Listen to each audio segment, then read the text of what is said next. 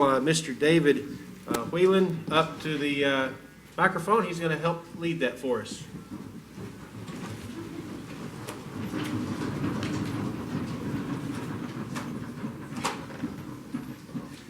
I pledge allegiance to the flag of the United States of America and to the republic for which it stands, one nation, under God, indivisible, with liberty and justice for all. Thank you, David. We'll holler at you here in just a second. Okay, I'd like to officially call the meeting to order. I'd like to welcome everybody. Appreciate you taking time out of your busy summer schedules on such a beautiful day to be here to watch all this really neat stuff that's fixing to happen. So, first thing we need to do, school board, is approve the agenda for today's meeting. Dr. Rollins, are we good? Mr. President, the agenda would stand as presented. Great. I make a motion we accept the agenda. Second. All right, we have a motion by Mr. Luttrell and a second by Mrs. Cook to accept the agenda. All those in favor, please say aye. Aye. Any opposed? Next thing, we need to approve our minutes from last month's meeting. Are there any changes that need to be made? I'll move that we approve the minutes as presented. Second. All right, we have a motion by Mrs. McFetridge, a second by Mr. Luttrell to approve the minutes from last month's meeting. All those in favor of that, please say aye. Aye. Any opposed? All right, that brings us to the part of our board meeting where patrons from across the district are welcome to come up and speak to us about anything you have on your mind. Just need to state your name and where you live and what your concern is. Just understand we cannot act on that tonight, but we'll be happy to take it under advisement. Is there anybody here tonight that would like to speak to the board? All right, seeing none, we're going to move forward. I'm going to hand it off to Dr. Rollins. He's going to give a proper introduction to our student that's here from Springdale High School. David, if you would please come back to the microphone, and it's a pleasure for me to share some information about David Whalen and the work he does at Springdale High School. He's a senior this year. His parents are here with him this evening, Ken and Tracy Whalen. David has been active at Springdale High School in the Cyber Patriots competition. And when you make your comments, please let us all understand better what that's all about. Sounds really exciting. His team plays first in state level competition. He's active in robotics. He's on the Springdale High School swim team. He's taken rigorous courses including AP Computer Science, AP English Literature and Composition, AP Calculus, BC, and AP U.S. History. And he's working on his Eagle Scout designation. We're very, very proud of you. We would welcome any comments you'd like to make, David. Yes, before I begin, I would like to thank everyone for giving me the opportunity to speak here. Springdale High School has really given me all sorts of opportunities. Just last year, I was given the opportunity to speak with the National Secretary of Education on behalf of our school. I was actually the only sophomore to speak with him during that exchange. So I've been in Springdale schools for 12 years now, through several schools, Turnbull Elementary, HAR-BER Elementary, 2 middle schools, Lakeside Junior High, and now I've ended up at Springdale High School. But Springdale High School has something special. It's different than any other school that I've attended. It's more of a family than anything. The academies do an excellent job with what they do. They give you an opportunity to explore job options. They partner with corporate sponsors so you can get hands-on experience with the job world. But I'm also successful in extracurricular activities. As it was said, I'm working on my Eagle Scout project, and that's actually going to be a 16-foot by 16-foot pavilion at a church. So it is a very large project. So probably the most important thing at Springdale High School would be the academies. It's a close-knit group of people that support you and help you with what you want to do in life. I'm part of the IT Academy, and that's given me opportunities to to participate in Cyber Patriots, which is a competition about cybersecurity where you secure a computer against a threat, a hacker, so to say. But it's not just Cyber Patriots. I also get to participate in programming competitions and chances to help with the community, anywhere from helping people with their devices to helping with summer IT camps. And since the IT Academy has sponsored with corporate sponsors such as JB Hunt and Walmart, seniors last year, every single one of them actually got a Walmart mentor, which helped them with their jobs, got to speak with them, and all around got to learn what it was to do what they wanted to do. So now it comes to the point of what am I going to do after I graduate, which is looming really close. I want to attend Massachusetts Institute for Technology, but if I can't get the funding or the money to go, I would choose either the U of A or UCA because they both have strong computer science and computer engineering programs. Before I finish, I would like to introduce my parents, if they'll stand.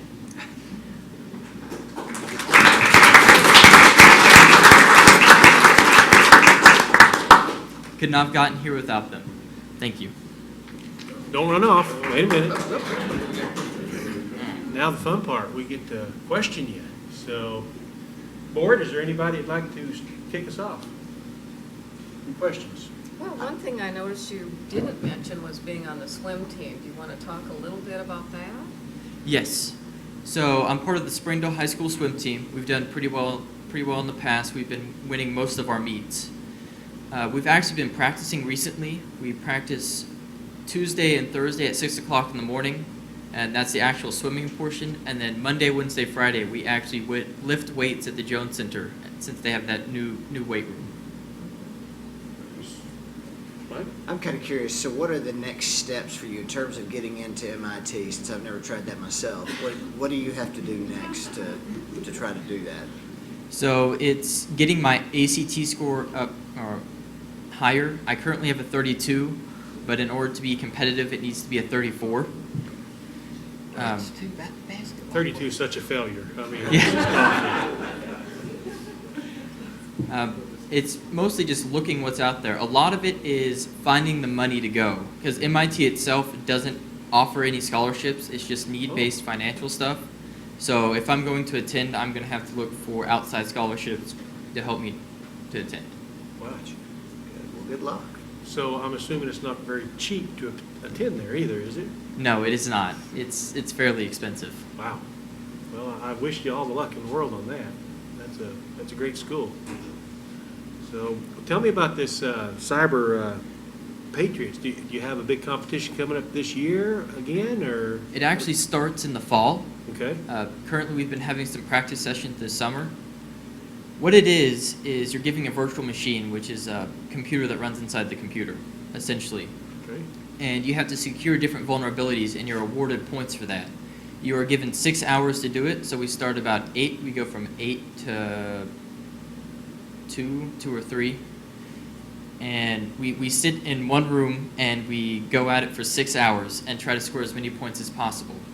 On top of that, there's also a networking quiz, so we're going to be tested on different types of networking, what the equipment is, the protocols.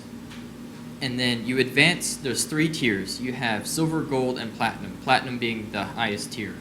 Based on your performance in the first 2 matches, you are placed in one of those tiers.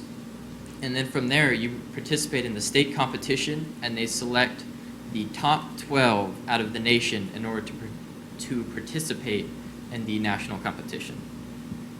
How many Where's people are? your- Oh, go ahead. Where's your scout troop? We're actually at First United Methodist Church, just Sure, down the street. the street. Have you been to Camp Orr, or is it still? Yes, we went to Camp Orr a few years ago. We go down to Camp Orr for various camporees and campouts. So,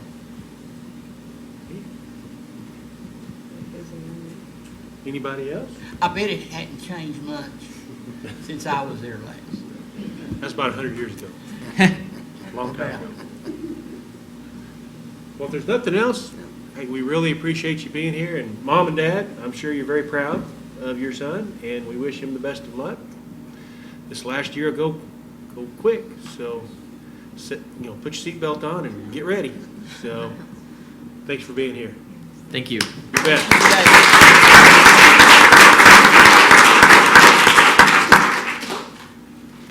Great job, David. Great job. Dr. Slocum, if you'd come forward. We'll begin with item B on the first page of our agenda. We have a number of really exciting announcements, recognitions to make this evening. Dr. Slocum, if you get us started. Absolutely. Hi. We have Miss Shelley Pogue, who is going to come up, if she can, for just a moment. And I have two really exciting things to tell you, which are both amazing as ever. You look so pretty in your pink. So one of the things is we have a partnership with the Office of Innovative Education, and that office is referred to as OIE. And OIE is a group partnership through the University of Arkansas in partnership with the Arkansas Department of Education. And we are going to be going on an expeditionary learning tour, and I'm going to bring you more details about that. But we have a meeting that's coming up on June 26th and 27th, and Ms. Pogue has been selected to be one of those administrators, and Dr. Annette Freeman is the other administrator that will be going, and then we'll have two teachers that will be attending the process of growth with us, and so we'll find out who those people are as we kind of learn more about it. But I wanted to kind of let you know that that's something that we hope to come forward and be able to share more about with you in the future. We also have Arts Reveal, and so Ms. Pogue is going to talk with you about that program. Thank you. Good evening, Dr. Rollins and Ms. Newman and Ward. Thank you for having me tonight. We partnered with an organization called Art Feeds. You may have heard about it before because they partnered with Parson Hills. And in Tyson, that's the second school in the district that has partnered with Art Feeds. And what they are is they have a mural curriculum that they use, and it helps teach students to work as a collective team and to think about community and create a piece of art that they share with the community. And they have free creative education sessions. They have volunteers that they train to come into our school and do that. They call it feeding creative artists. That's why they call it Art Feeds, okay? And they train volunteers that build those relationships with kids over about a month time of them coming into our school. And their theme this year was connect, community, and create. And they also really focus on student voice, student choice, and school culture. And so I thought it was a great fit, since it was my first year at Tyson, is to help build that school culture and just that sense of community in our school, and also with our surrounding partners. And so some of the partners that shared this with us is, of course, our school, our Springdale administration, Art Feeds educators. They had a mural artist, Claire Clark. Helen Tyson East students helped with the mural design. The title sponsor was Stephen Colbert's Americone Dream Fund. Supporting sponsor was HAR-BER, Brandy Brooks, and Walmart Supercenter on Pleasant Street. And so after we came together, chose a theme, worked really hard as a group, every child got to participate, and it came out with I think you have pictures in your exhibit of what the mural turned out to be. And Dr. Rollins got to share that wonderful day with us. Great day, really. And the room, it's in the garden center, but they said they were going to plan to move it out into the front by Arvis Bank so that everybody that checks out can see it through there. But I don't know of another time that a big piece of artwork done by someone else came into Walmart. So that was kind of a first that I know of. And also, it's going to be there forever. So that's another great piece, is that it says John Tyson on it. And it's with Walmart. And in the mural, it does say Walmart and John Tyson School right there beside each other, which is nice. But reaching out to our community with Arvis was there, and it was just a wonderful experience. I brought the fifth graders over there to share that with the reveal. We also have a mural that they designed, and the same mural, and put in our cafeteria so all the students can see it forevermore. So the students that are in that building got a piece of that. So it was a great experience, and I would recommend it to anyone. And on the mural, it says, "The path from dreams to success does exist. May you have the vision to find it, the courage to get on it, and the perseverance to follow it. Wishing you a great journey. So I think that really sums up our awesome year. Do you have any questions? How big is the beer garden? Do you have, I'm sorry. Yeah, I actually It's have hard that to tell by here. looking at the picture, but it looks like it's pretty good size. It is huge. It's huge. Yeah, it's size large. That's fine. I really don't know the exact measurements of it. Yeah, I'd say 10 by 10. I think ours at the school is 6 foot wide. It's a smaller version of that, but it's probably at least 10 foot wide. So it was a real, please, if you go there, look for it. Okay? Thank you. Thank you. Thank you, Ms. Poe. Good job.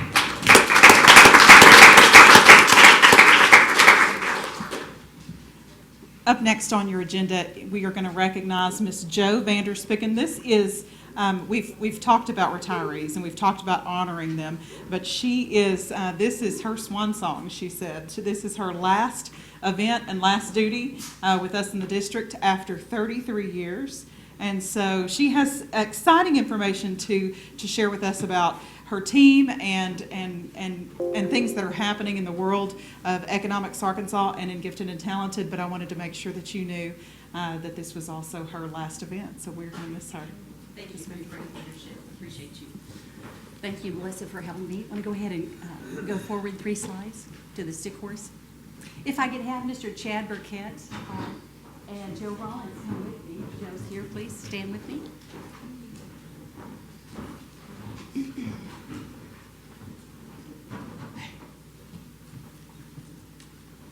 Partnerships are resource multipliers, and I've been asked tonight to speak just quickly about our annual Stick Horse Rodeo of the Ozarks. And I could not stand here without these 2 gentlemen. Chad Burkett actually was in my gifted class years ago when I was a teacher, but he led the FFA students this year. Did such a phenomenal job.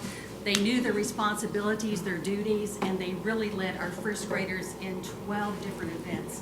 Joe Rollins is our liaison with the rodeo board of the Ozarks.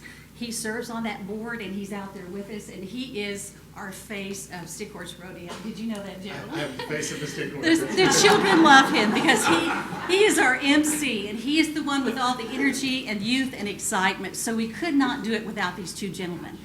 So our annual Stick Horse Rodeo of the Ozarks was led this year. It's going to be the last week in April, and Dr. Rollins, we've secured that week again for next year. Good. We had 1,776 children, and the FFA secondary students under Chad Burkett's leadership did such a great job.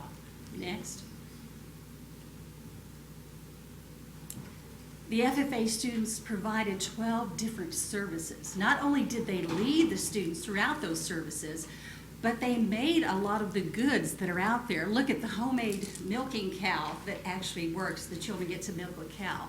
Look at the Buck and Bronco, which is one of the most popular events for the students. They keep them safe, but they get to experience what it's like as a first grader to attend a real rodeo.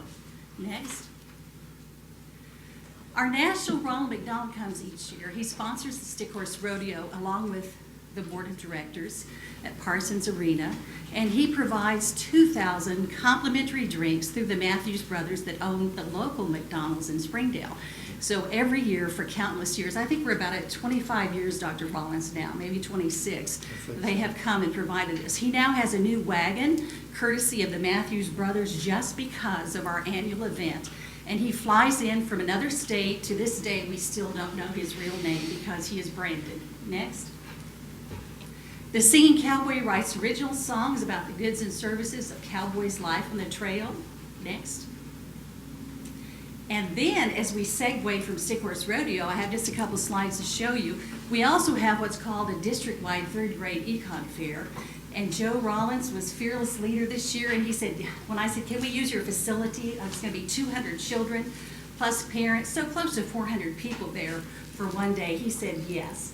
And so we were at School of Innovation, 200 students strong, plus their parents. 18 elementary schools were bussed in, Dr. Rollins, to compete. Next. 3rd graders created marketplace products.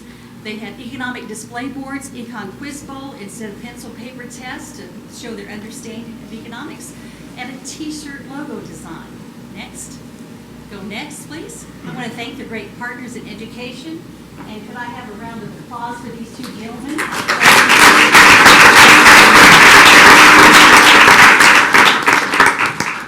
Economics Arkansas is one of our great partners in education also, and they sponsor the annual stock market computer game. It correlates to math, social studies, critical thinking, and it's my great privilege tonight to introduce Lynn Massey and her students. You want to come on up? I would like to share two things. There were over 2,666 teams that competed this year in the spring alone.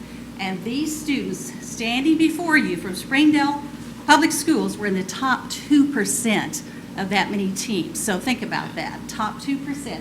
We're so proud of you. Can you come and introduce your students? They have their trophies. Come stand up there. Yes, and thank you so much for the opportunity to share our students and what they did. And I personally also want to thank Jo Vanderspieken. She hired me 12 years ago. I just completed my 12th year as a GT teacher in the district, and Jo is the one that trained me in economics as well as in the programs that we have in the school. And Dr. Rollins, thank you so much for all your opportunities too. Okay, we have the first place team and the second place team in the region, which there were like over 117 teams, and this was the first place team right here, and this is Passion Perez and Ashley Rodriguez Acosta, and we had one more, and that was Trinity Barnes, and she wasn't able to get here. She was on her way. They kind of got stuck in traffic between Rogers and here, and so they were first place in the region, but they were first place in the state for a large part of the game. There was a 10-week game. And on the Wednesday before the game ended on Friday at 5 p.m., we had some pretty major things that happened in the world. And they fought a really good fight, but they ended up losing by 0.03 of a percentage point first place. They got second place out of over 2,600 teams. That's awesome in itself. Passion is a runner, competitive runner, and I said, Passion, it's like a photo finish where they literally, when you're dealing with that kind of money, they took $100,000 and in 10 weeks turned it into almost $121,000. Our second place team was Angela Alberon and Rosie Howard, and this is Rosie Howard. And they were second place in the region, and they also ended 7th place in the state as well. And they took $100,000 and turned it into almost $112,000. So Angela Alberon and Rosie Howard, Passion Perez, and Ashley Rodriguez Acosta. And also, would your parents please stand? We have parents here.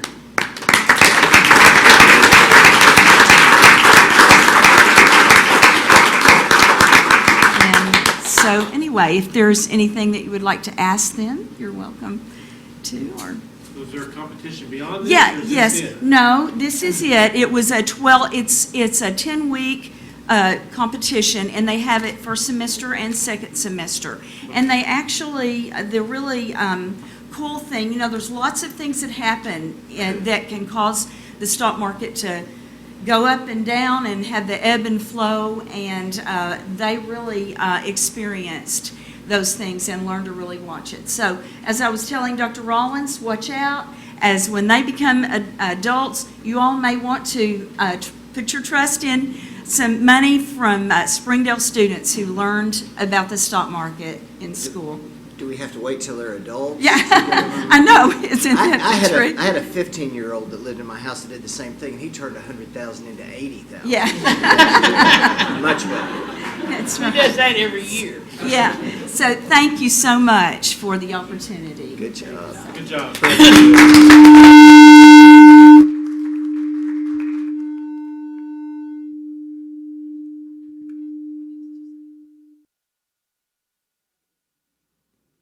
Everybody awake?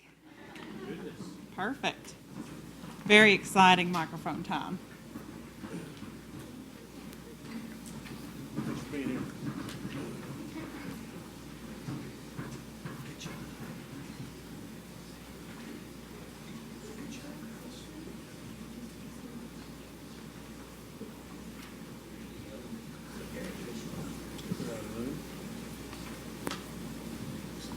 Up next on our agenda, we are going to invite Ms. Tabby Holmes of the Hog-Eye Marathon, if she can come up and join us.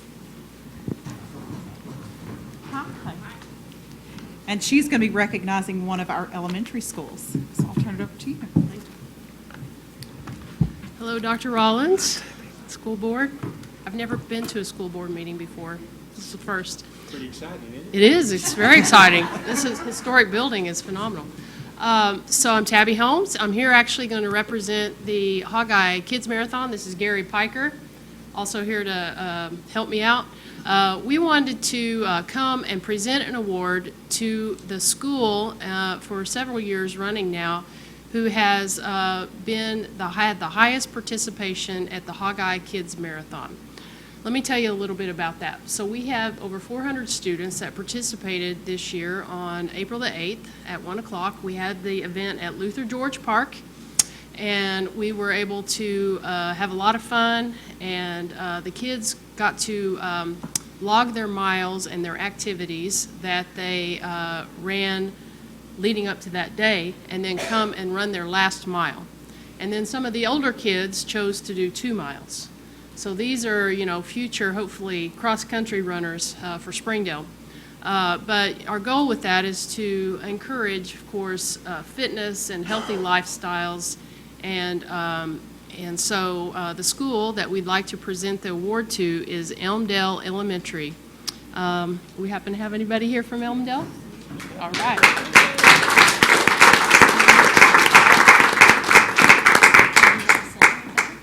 Okay.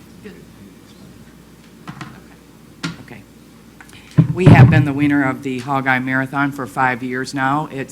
We were also first, second, and third place for the boys this year. We think that this is one way that we can help our students learn about activities in the community that they can continue to live a healthy lifestyle. Because at Elmdale, it isn't just about academic success, it's also about physical success, having an active, healthy lifestyle. And so the community helps us with this. You know the status of our school, and we have almost 100 kids participate. We get buses, it's on a Saturday, but it costs money. And so we get on Facebook, we get on media, we do whatever it takes, and people from the community, like board members, sponsor our students. And every year, for the last 5 years, every student that wanted to participate has been able to do it due to the community helping us do it. So the community helps us, then the students learn about other community things that they can do after they're out of school. We're hoping that they will learn that there are activities out there in our community that they can do.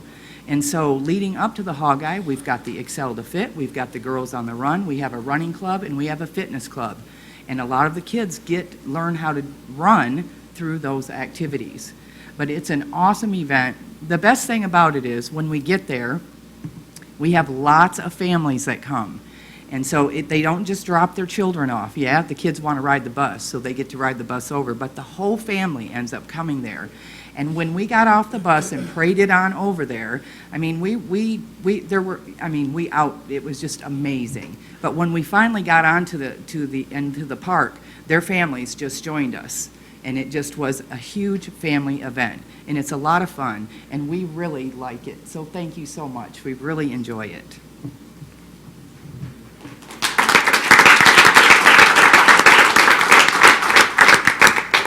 I also want to recognize, I don't know if anybody is here, second and third place teams. We'll have the traveling trophy, and so next year Elmdale will compete with all the other schools. We did have children that came from Fayetteville and Bentonville and Rogers as well as homeschooled children. So this is a regional event. In the past, we've had kids that came up from Little Rock and Fort Smith. So when we're out promoting the Hog-Eye Marathon, we promote the Hog-Eye Kids Marathon, and a lot of times those children come with their parents, and we have the morning event is we call it the big event, the Hog-Eye Marathon, and then in the afternoon we have now the children's runs. And so the second place team this year was Lee Elementary. I don't know if there's anybody here from Lee. Yes. He was here the second year. Will you? Okay. And so Elmdale had over 100 children, and Lee had about 45. And then the third place team was T.G. Smith Elementary, and they had about 40 kids. So, and thank you so much for all of your support. Gary and I really appreciate the outpouring and just helping us get the word out. We're going to do it all again next year on April the 14th, and so we look for an even better event, and we appreciate everything that you do for the community. Thank you. Are we going to do it in Springdale again? We are. Yes. Thanks for being here. Do you have any questions other than that? That was going to be my I didn't question. ask. I just wanted to say thank you for doing it in Springdale, and I'm glad it's going to be here again next year. That's great. Thank you. And y'all do a great job. I Thank know you. We see, Dr. Robinson, I get to see you at Rotary all the time, Jeff as well. I mean, you guys are awesome, what you do for the race and for the region. Thank you for doing that. Thank you. Come back anytime. Thank you. Elmdale Elementary is up again. They just can't quit making it happen. This is going to be an overview. She's going to give you an overview of the Zulily Thank a Teacher contest. Well, it just so happens I have a teacher who won the Zulily Thank a Teacher contest. It happens that Mary Miller wrote a wonderful letter about Mrs. Neese, who I would like to join me on the stage up here at the podium.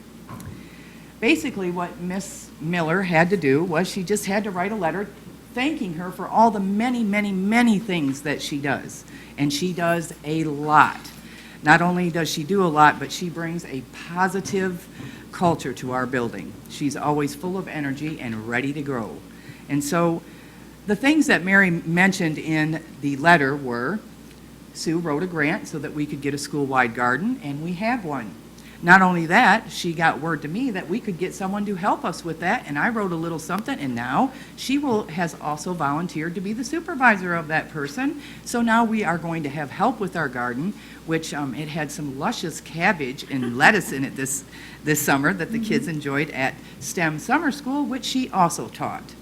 She also is the lead teacher for our K Club. She organizes and leads the talent show. She is the lead teacher for Go Noodle. She has won contests through Go Noodle too, and our school has. She is also the lead teacher for our Sunshine Committee. Spreads sunshine all over. She leads that committee, and they do all kinds of wonderful things to brighten up our school. She has also been the past president of the City Council PTA. But she continues to help the Elmdale PTA. She meets with the board every month when we meet, and she just strives to help us get better with everything. So I can't thank her enough. She won. There were 8,000 people entered into the contest. She was one of 50 winners. So, Sue, congratulations. I'm very proud of you. We did honor her in an assembly and gave her an award. But I'm going to let Sue tell you what she gets because of that. Well, due to just the wonderful letter that Mary wrote, I get from Zulily, I'll get $500 to spend towards my classroom, which right now I'm looking at some STEM material, plus for our new reading series that we're starting this year. So I'm looking at some books and other stuff that I'll need for that. Some other companies that have seen that on Zulily on Facebook has come in and given extra money, and another company, Boxed.com, has given me another $100 to spend for my classroom to use. So, yes, I'm very excited. This summer I've been looking at different things, and I'm just kind of having a hard time pinpointing it down, but STEM materials and reading materials is what all I'm looking at right now. So I'm very excited, and I'm just very honored with Mary taking the time to write that letter, and then Miss Hutton and Miss Hinsey taking their time out of the school day to acknowledge it. It's very exciting and very fun to spend somebody else's money. Oh, yes, and I have to thank my family for being here. My husband, Russell Neese, and my daughter, Samantha Grace, are here tonight to support that.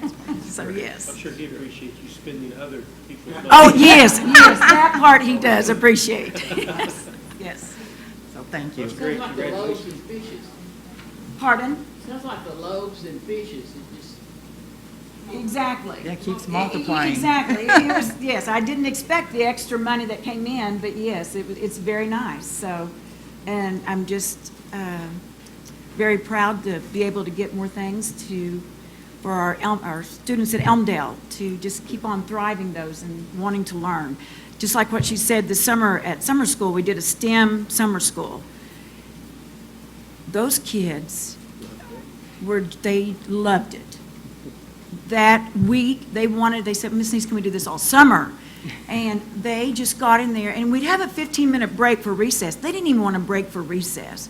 So we're seeing just the love of what they have for all the STEM material that we're using, and I'm hoping, like I said, to bring it further and more into the classroom. Thank you. Thank you job. both. And from one amazing elementary leader to another, I'd like to recognize and ask Miss Melissa Fink to come up and join me and talk with you about one of the most impactful and positive programs that we have that has been one of her brainchildren that has come to life, Parent University. So I can't wait for you to hear from her. Well, thank you for inviting me here tonight to talk to you about something that's so near and dear to my heart. Parent University began at Jones 3 years ago, and we were ecstatic when we had 10 parents attending. Fast forward to the end of this year, we on average were serving 50 to 60 families per session, and our record number we had 90 parents come one evening to Internet Safety. That was our most popular course that we did. So with Parent University, the university comes from, we offer more than one class at a time for parents to choose. So they're attending classes based on what their needs are. And some of the topics we've covered this year, Pathways to Graduation, teaching parents to really take time and think about the future for their children, because with families from poverty, that's sometimes very hard for them to do. It's hard for them to see into the future because they're struggling so much with what they're dealing with on a day-to-day basis. So really giving them time to stop and reflect and think about 10 or 15 years from now, what do I want for my children? And the stories that come from that session will just bring tears to your eyes. So from that session, we talk about average earning potential of people who graduate from high school and people who don't. Students who go on and get some kind of post-secondary education versus those that don't. And then we bring in our feeder pattern principals, and they pick up the story from where the previous principal left off. So Sarah Ford came in the following week and talked to our families about Pathways to Graduation and what that looks like in middle school. Carried that to the junior highs. We carried it to the School of Innovation, Springdale High School. And then the parents were still wanting more, so we asked some of our post-secondary institutes to come in this year and do sessions with the parents. And the University of Arkansas finished us out, and they actually brought college applications and helped our families fill that out so they could have practice doing that, because it's a hard thing to do. Internet Safety, we partnered with the Springdale Police Department, most popular session that we had this year. Our families come, they go to class for an hour, we feed them dinner, and we give them money to spend in our Jones store. And at the end of a session, we open our store, and they're able to go and shop for things that they need for their family, toilet paper, paper goods, clothing, toys, so they get to spend their money in our store. It's been life-changing. We've gotten some national attention for our program. It's funny how things like this get out there. We've had a school from Connecticut come and want to know more about our Parent University, so they spent a day with us and talked to teachers and some of our families that are involved in Parent University. I most recently went to Chattanooga, Tennessee, and worked with 89 schools, superintendents, principals, lead teachers, assistant principals, about community schools, and everybody was very interested in Parent University, and I know that there's some interest in getting that going in Chattanooga, Tennessee. We've had phone calls, visits from other districts in Arkansas, so it's definitely getting out there. And, you know, I tell people I'm an open book. I feel so strongly and so passionate about this. I will help you do whatever you need to get this going. So do you have any questions for me? I just want to say one thing. I mean, you said you were an open book, and you are that. You are a great read on Facebook. Everything you put out there is it's wonderful, and I don't know how many times I think Cynthia, you need to read what they're doing over there at Jones, and it's amazing. I just want to say thank you for everything you're doing. It's just fabulous. Thank you. Just keep up Well, the good work. We have good people that work at Jones. Yeah. We do.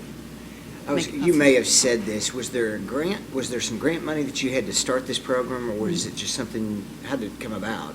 It's not free, I don't guess. Well, in the beginning, it didn't really cost us anything. Okay. We just did the classes, but we quickly figured out, and Christy and I, it's our brainchild together. Okay.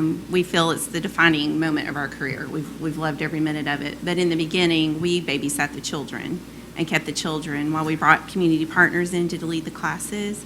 But we've outgrown that. So we're now having to pay for childcare. We're having to provide money for the dinners.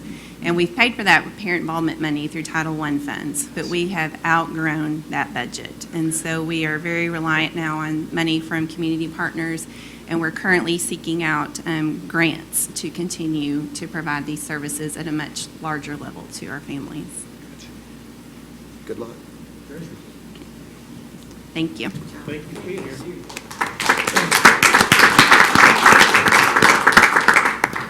And I totally concur. She does a great job with social media, as do lots of our administrators.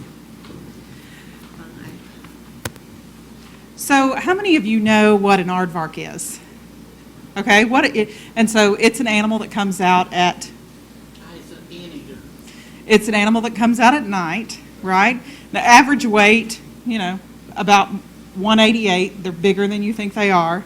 But they typically don't know what is in the day because they're not out in the day, right?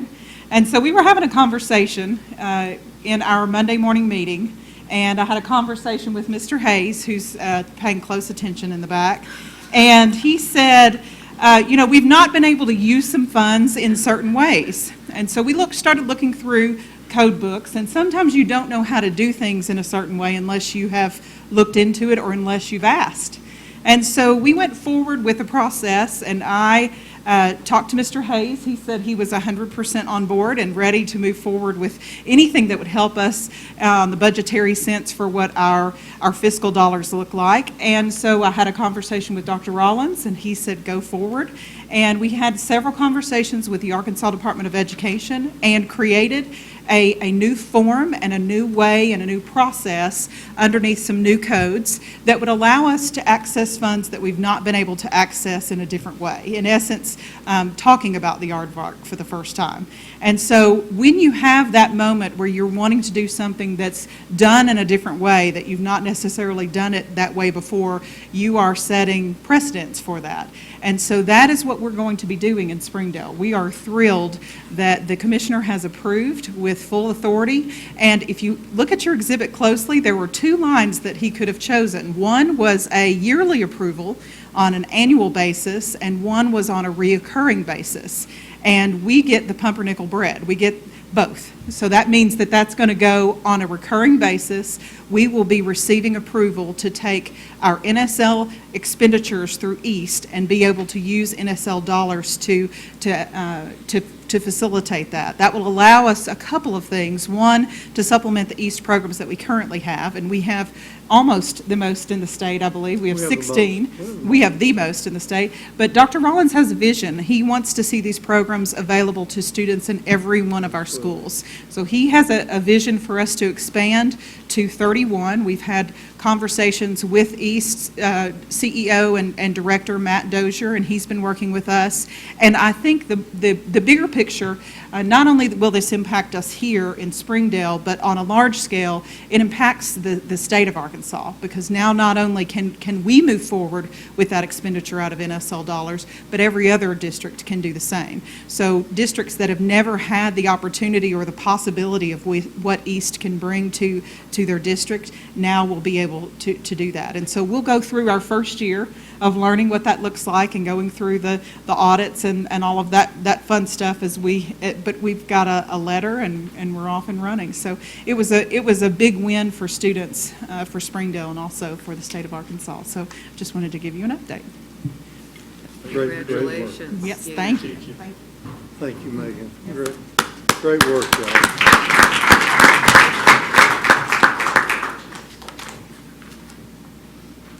Dr. Smith?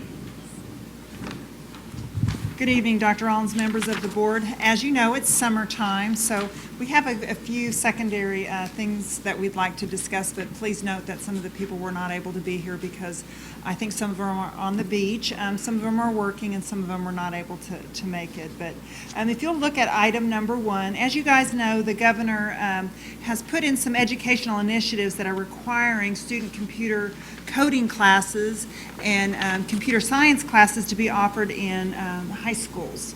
And so we've been doing this for a number of years. And the reason they did that was to help make Arkansas a national leader in businesses so that they can look at what we're doing and make sure that we're preparing students to be 21st century learners. I would like at this time, if Mr. Scott could come forward, please. He's got some great things to share about what's happening at HAR-BER High School. So as you know, in our district, we don't take anything lightly, and as you're going to hear from some of the results, he's going to tell you HAR-BER did some phenomenal things with this. Good evening, Dr. Rollins, board. I don't think any of these students are here, but I want to make sure Mason Brown, Gregory Madra, Noah Wynn. I didn't think so. They may be on the beach. They are all seniors, and they were part of a 3-person team, and Miss Dottie Hill, she is in business and marketing department at HAR-BER. She was not able to attend tonight either, but I would like to speak on her behalf. She did take those 3 to the regional competition back in November, and they finished in the top 2, so that awarded them the opportunity to participate in the state competition earlier this spring, and they finished 3rd. So each of those 3, and I'll say their names again, Mason Brown, Gregory Madra, and Noah Wynn, they all got $500 scholarships and a $50 Best Buy gift card for finishing 3rd place in the first annual coding competition for the state of Arkansas. So we'd like to congratulate them. We hope this gets bigger in the future. I know that Verizon sponsored this year's competition with $40,000, and they've already pledged $50,000 for next year's competition. So first place winners received $2,000 each in scholarship money. Second place was $1,000. Third place was $500. So we hope to continue getting better at coding, participating in that competition. Mr. Scott, I know you're playing a leadership role here, and I really appreciate it. This kind of the first year for this level of emphasis in the coding competition. I think it'd be great to follow up and have conversations about the preparation that got us to this point, and then begin to really think about what we need to do to broaden the participation and really help kids perform at even higher levels down the road. Would you kind of help us lead that initiative? Absolutely, begin yes. to get some more ideas about how to address this. Actually, it really piqued my interest today when I was looking at it and looking at some of the questions that were involved for the practice rounds, I guess, for the regional competition. Yes. They put out a packet, and coding can happen at any age and at any level. And if you don't know what coding is, it's just writing of programs for software applications involving computers and applications. And they can happen at any level. Some of the questions that they were prepped with, for example, be able to have a person enter in a temperature and convert that temperature into a different scale. So writing a program to convert any temperature, if you put it in Fahrenheit, you can get it in Kelvin, you could get it in Celsius, whatever scale you wanted. That's part of what their competition was this year. So just some interesting things, but yes, I agree. I think we could expand this and continue to, just develop opportunities for kids. Thank you for all you do, Patrick. We Yes, sir. appreciate it very much.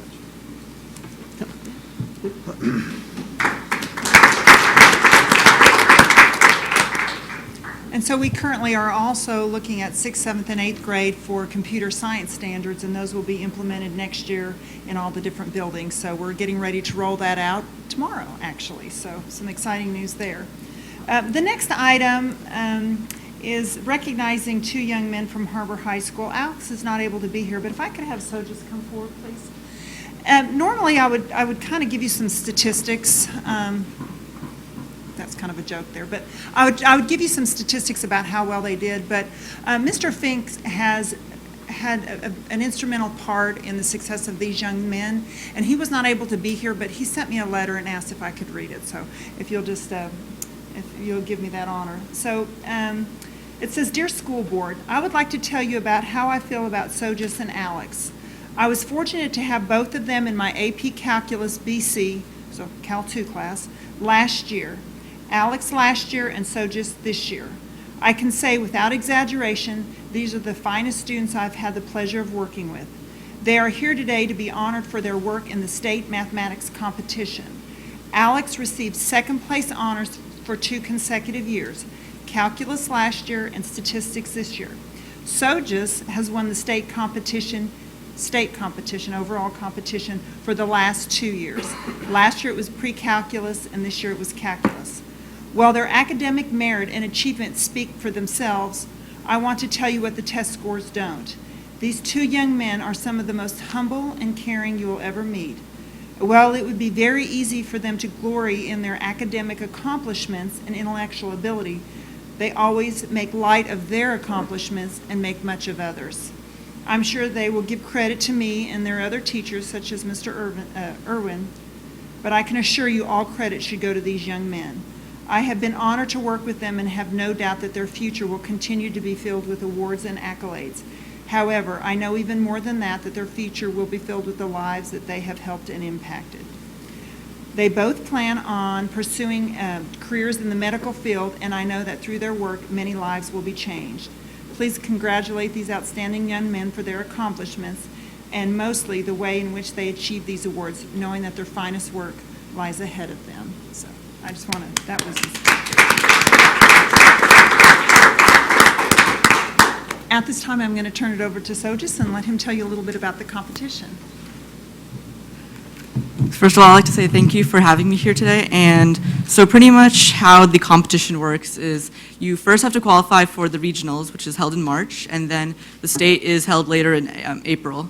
And after like an hour of a test, which consists of 25 multiple choice and 3 open responses, Alex was titled second for statistics, and then I hopefully placed first for calculus, which was such a great accomplishment, and I'm really proud of how prestigious it was, and I hope to really continue with math throughout my career and high school and after college and during college, and really use those critical thinking skills throughout my life.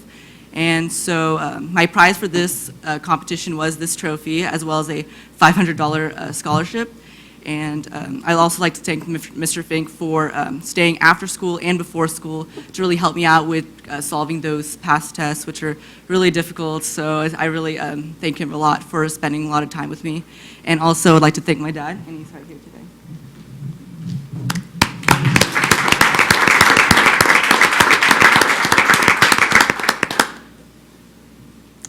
Any questions?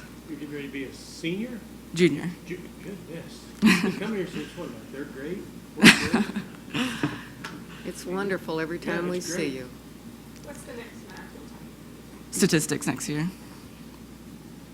Wow. And then what area of the medical field are you interested in? Do you have an interest yet, or? Right now, neurology. Okay, very good, very good. So what's big on your horizon for your junior year? What contest or what TV show or what are we going to see you on? Well, I'll be doing debate, mock trial, and then also maybe trying to get into chemistry Olympiad and see how I place in that. And yeah, and then this summer is the International Brain Beast, so I'm right now studying for that. Where's that at? That's in Washington. Good luck with all your endeavors. Thank you. It's fun to read about you. Keep up the good work. Thank you.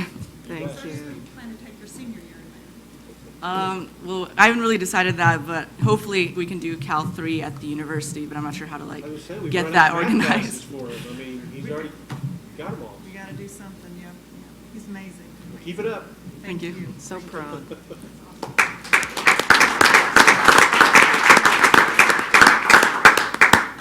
I'm just in awe. As many years as I taught math, I'm still just absolutely in awe what they accomplish. The next item, I put in front of you a handout that just talks about the TRIO talent search. And there's just some great statistics in here that help tell a little bit about the program. It is a federally funded college access and success program that is sponsored by the U.S. Department of Education. And what it does is it helps prepare low-income, first-generation college students to enter and succeed in higher education. And if you look at the information, you can see how the programs, when students are involved in them, really do help their not only success rate in high school, but it helps them be successful in college as well. So we have a student that we'd like to recognize. If I could have Mr. Jinks come forward, please. We have an amazing young lady that I would like to give him a little bit of a Dr. Rollins and ladies and gentlemen of the board, Eridai Arajo, who is a junior at Springdale High School, is right now at the Student Leadership Congress in Washington, D.C. The timing was bad because this conference goes from June 10th to the 15th. So she's at Washington, D.C. right now, and she sends her regrets. But this young lady is pretty special. She's taken IB English, 11th grade English for IB students, AP U.S. History, IB Biology, IB Spanish, Advanced Algebra 2, and IB Theory of Knowledge. And so she got the opportunity to go to the National Student Leadership Congress. It's a 6-day cultural and educational event for upper bound math and science and talent search students.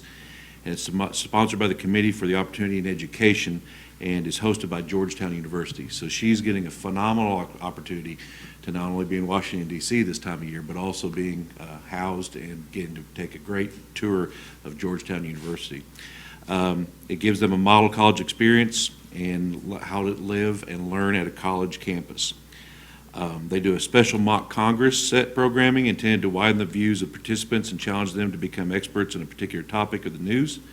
As part of their Washington, D.C. experience, NSLC students take time to meet with their respective members of Congress on Capitol Hill and visit national monuments. Overall, students experience nurturing yet challenging week that promotes leadership skills and personal development. So I could tell you that this opportunity for Eridai has been tremendous, and I look forward to having her share with me, and maybe she could come back again to share those experiences with you when she returns back from D.C.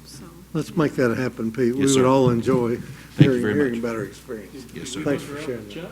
Sir? Did we hook her up with Chuck? I don't think we got that. You know, he's a pretty busy guy. I know. He's a world traveler. But I don't think we got the opportunity to do that because I think we just didn't get a connect on that. But it would been a great opportunity. I know we got to meet with the other, and forgive me their name, that got to go to Georgetown and kind of give her some pointers. That was pretty cool. Good. Yeah. That's great. Thank you, sir. From my understanding of that competition too, there is quite a few people that enter and compete, and so for her to be chosen this year is quite an amazing thing. So she must be a very fine young lady as she moves forward with that. But she's got a lot of great support system through this program, and she'll continue to get that support. So that's wonderful news. The next item I'd like to talk about are the students that are going to Arkansas Governor's School. And just a little bit of background. The Arkansas Governor's School is a six-week summer program, and it started June 11th, and it will go until July 22nd. So it's quite a part of the student summer, and it is for gifted and talented students who are upcoming high school seniors, and they reside in the state of Arkansas. The program is funded by the state, Arkansas state legislation, and it will pay for their tuition, their room, their board, the instructional materials they'll receive, and it will also pay for some of the items that they get to do on campus. In order to apply for Governor's School, it's quite extensive. So they have to fill out an application and a personal essay. In some cases, depending on what their area is going to be, they have to do audition video. They have to include their transcripts, teacher recommendations, and counselor's recommendations. So it's quite lengthy. And then what the committee's looking for is they're looking for students that can be very creative, that they have above average ability, that they have a high degree of self-motivation, and their intellectual, social, and motivational maturity is required to achieve thrive in the environment that they're going to be placed in. So this year we have 8 students from the Springdale schools, and it is on page 56 of your artifacts. The ones that I'd like to recognize, there were 6 students from Springdale High School: Caitlin Dunlap, Anna Guyton, Dawson Littrell, Vi Nguyen, Marcos Sanchez, and Hong Fan Sisavon. I think I got that one right. And then from HAR-BER High School, we had Carolina Lawnman and Maria Pratt. So these students right now are just starting their first part of the program, and we look forward to hearing what they have. But this is an amazing opportunity, and from the students teachers and students that have gone through this program said it is some of the most life-changing experiences these students will have. So we're very excited for these individuals. The next item, as you listen to Dr. Rollins talk, we always talk about partners, and partners not only provide us support, but it also allows us to get acquainted with some of the companies out there that can tell us and help us to say what is it we need to do to prepare students. There is a phenomenal partnership that has happened with Springdale, so if I could have Mr. Jinks come back, please. I would like to have him explain and celebrate with you some of the partnerships he's got. As Dr. Smith alluded to, we have some pinnacles that we talk about in Springdale School District, student achievement, partnerships and personalization. And one of those things that we stress, and Dr. Rollins always stressed, was his partnership. So Mr. Cook, this is Eugene Cook. I'd ask him to come up and introduce him to you. Mr. Cook he's the Vice President of Information Systems at Walmart and has been a vital part of our IT Academy this year.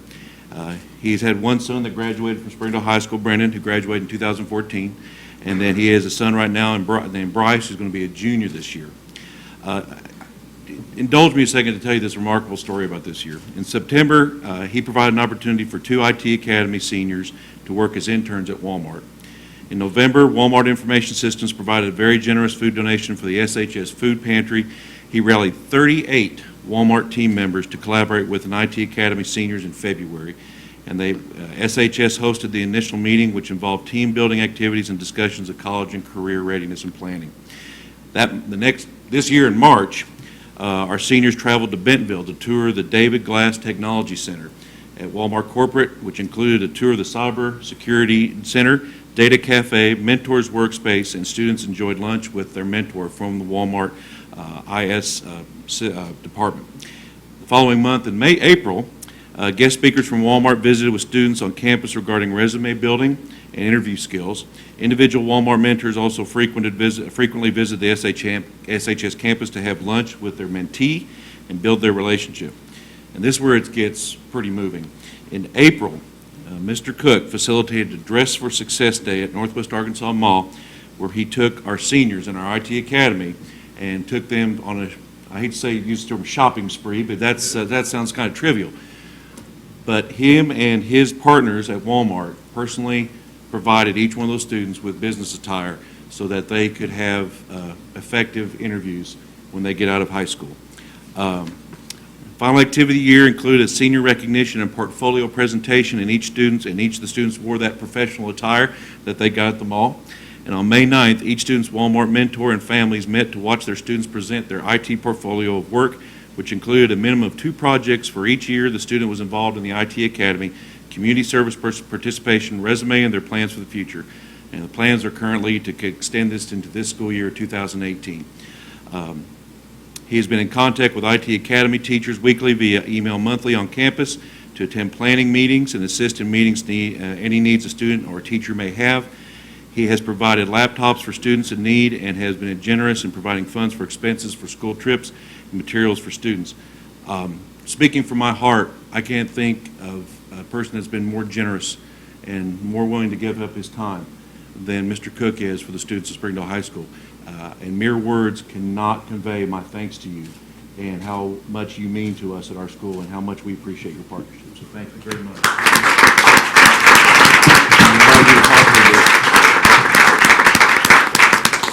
Thank you. I'll just start if you have any questions. It's been special to me. I have 2 kids. Neither one of them want to be in technology. My wife's a nurse, so they all want to be in the medical field. How this came about is I just came to visit Springdale, and I was there, and they were talking about J.B. Hunt, they were talking about Tyson, they were talking about this, and I was like, hey, they didn't mention Walmart on anything. So I got with the teachers, and I said, hey, like, the thing about it, we had 2 people that were on the advisory board, and one of them retired. So they said, hey, you go to Springdale, why don't you do this? And I was like, yeah, okay, that's fine. As much as it's been a blessing for the students, I think it's even been better for the associates at work. The people that mentor them was 35 people that I personally mentor. So I went to those individuals and said, hey, you're going to mentor these kids, and if you don't mentor them, then I'm not mentoring you. And we signed them up. We went to the school just about every week to meet with the kids. And I think the lives begin to change not only in the students, but in the people that work for Walmart. And I think the biggest thing I got out of it is just giving opportunities to people. It's, making them dream and believe beyond what they can really see. And it's been a blessing for me to do this.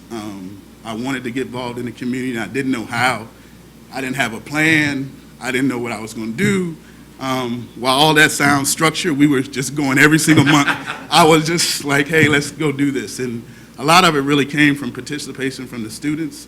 One of the things he did mention, we designed a T-shirt. So one of the things we had the students do, you design the shirt you want to have, and every senior session, the new team gets to design a new shirt. But it's been wonderful. You always think you don't have enough time, but there's always time. And the thing that stops a lot of things from getting done is money. And obviously, there's plenty of money in this world. Walmart has a lot of it. So it's my goal to make sure we keep Springdale going and keep this program going. And thanks for the opportunity. Thank you, sir. Thank you.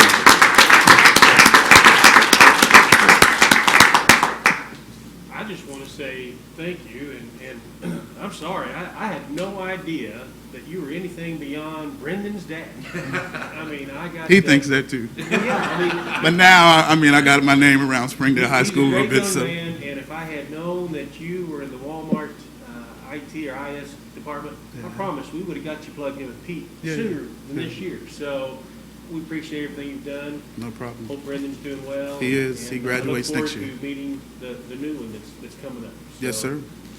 All right. Thank you. Any more questions or anything? All right. Thank you. Thank you. Thanks. All right. Appreciate you.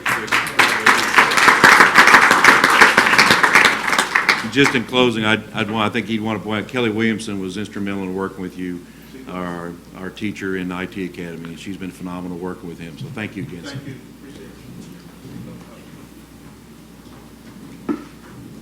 I was fortunate enough to be in one of the first meetings when he came forward, and he said, I'm just here to give, and what do you need? And I mean, it came to fruition, so I'm telling you, he's an amazing, amazing man. And there was quite a few students that it impacted. I'm guessing it was 25 to 30 students that got new outfits and everything. It's I can't amazing. believe I let him slip through without, well, I mean, I do a pretty good job finding out what everybody does, so I can take advantage of that. But he got right. I like to get people plugged in, so. He asked what we needed, and they said, this is what we need. He says, I can make it happen. And we were all just sitting there with our mouths open, so we're very, very fortunate. The last item is item number 6, and I'd like to have Dr. Todd Lofton, the principal of Hellstrom, to come forward and share some information about one of his star teachers. So if it's okay, Dr. Rollins asked a question a while ago. I think I'd refer back to middle schools and junior highs have taken a lot of pride in providing opportunities for our students in the area of coding. CT, I know through Mr. Rollins' leadership, we've been able to implement that in our 7th grade technology classes. Along with that, we do Hour of Code, which gives kids an opportunity to experience it. And then even further, we have classes where kids can focus for a semester on coding. And I really think that is going to pay big dividends as kids move up through. And it's just another part of, I think, Springdale offering opportunities that provide students with options beyond what would be the norm. So with that said, partnerships, a great part of Springdale schools, our teachers are a big part of our school, and the teachers that we have in Springdale are the best in the state. There's no question, if not the nation. Cassie Kautzer, if you remember back in 2016, this is kind of odd, but was named a 2014 Presidential Award winner for teaching math and science. And she was here in the fall and So I'm here representing Cassie as she's with her nephews, twins in Wisconsin, and she was awarded the Air Force Chapter and the Air Force State Teacher of the Year for her implementation of STEM in her science classes. And I'm going to pass this around for you to look at.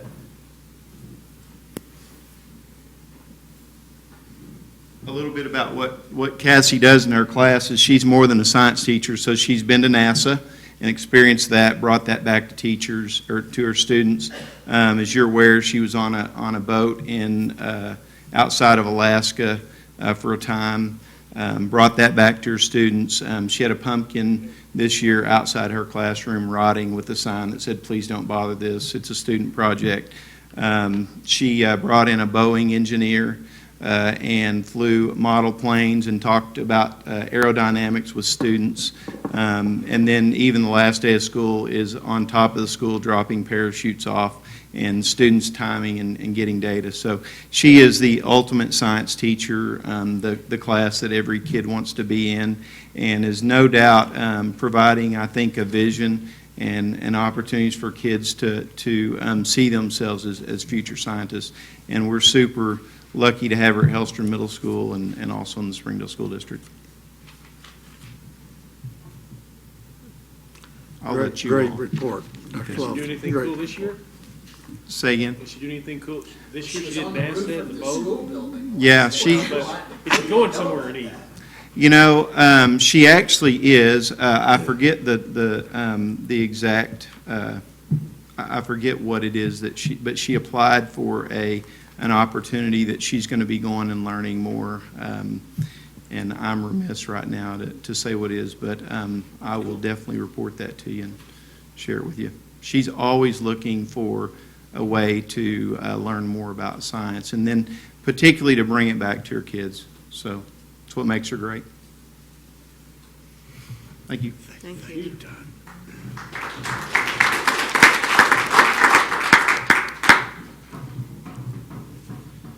Good evening. Tonight we get to celebrate professional credentials. We get to celebrate scholarships. We get to celebrate international competition as well as state competition. And I'm going to ask some folks to help me do that. How many of you get to go to the dedication ceremony for the new industrial trades lab, the mechanical lab at HAR-BER High School? Okay.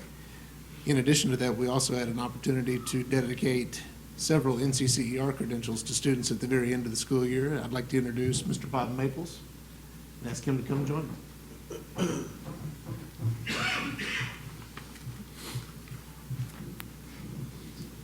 Thank you. Thank you guys for allowing me to be here. I've sat on a few boards and chaired a few, and so I appreciate you giving your time. On April the 27th, of this year, we were set to award over 50 students their earned credentials for completing the NCCER, which is the National Center for Construction, Education, and Research. About an hour before the ceremony was set to begin, the lights went out at HAR-BER. So our luncheon was thrown into the pile. You mentioned the loaves and fishes, the food that was carried over to the football field and distributed to the students and faculty that was there while we were trying to make a plan or two. And so that happened. The following week, we were able to go ahead and do the ceremony, and over 50 students, you've got that in your notes, over 50 students received their credentials from NCCER for the Introductory to Craft Skills. And not only students from HAR-BER High School, but also students from Central Junior High and Southwest Junior High were included. So Mr. Hoffius, who was not able to be here tonight, but who blessed me with the opportunity to come and address the board, did a remarkable work on putting that program together for this year and presenting those credentials. And there were several students who had completed the course but didn't do it in the amount of, we didn't have enough time to get their certificates and plaques here, so they're coming as well. So just a little bit about, I don't know if you're familiar with the Introductory to Craft Skills or that credentialing, But it's a program that's been a big success not only at HAR-BER or in Springdale, but all across the country.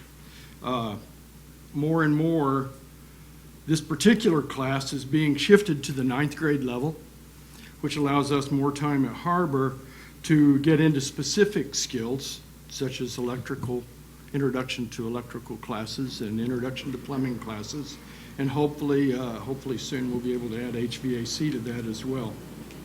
It's very close crossover to what students out in their chosen careers get to deal with, and so that's kind of what we're about back in our area anyhow. And the more exposure that they have prior to performing a task, the more efficient the learning. So I get real excited talking about what we're doing back there, but Mr. Rollins and I agreed 45 seconds was long enough for tonight. So I don't know if you have any questions. The placement of these young people as they earn their credentials, and I know we're working to place them in trades, many of them right out of high school. That's Can you talk about that just a little bit? Well, I can tell you a little bit. We are partnering more with area businesses, construction, not necessarily contractors, but particularly contractors, trying to find out. I want to know, what do they want from a student? Yes, exactly. What do they want in an employee? And we're trying to shape our program to meet that need. We're growing a partnership with NWAC on their new construction management course, and so we're trying to get more students involved there. Yes, sir. We were very, very pleased to have a representative from Kimball Mechanical as a speaker at graduation this year. He did a great job as well. Yes, sir. And I think we're seeing that partnership grow across the community, school to business to getting kids really considering careers very quickly. Yes, sir. That's our hope. Good job. Thank you.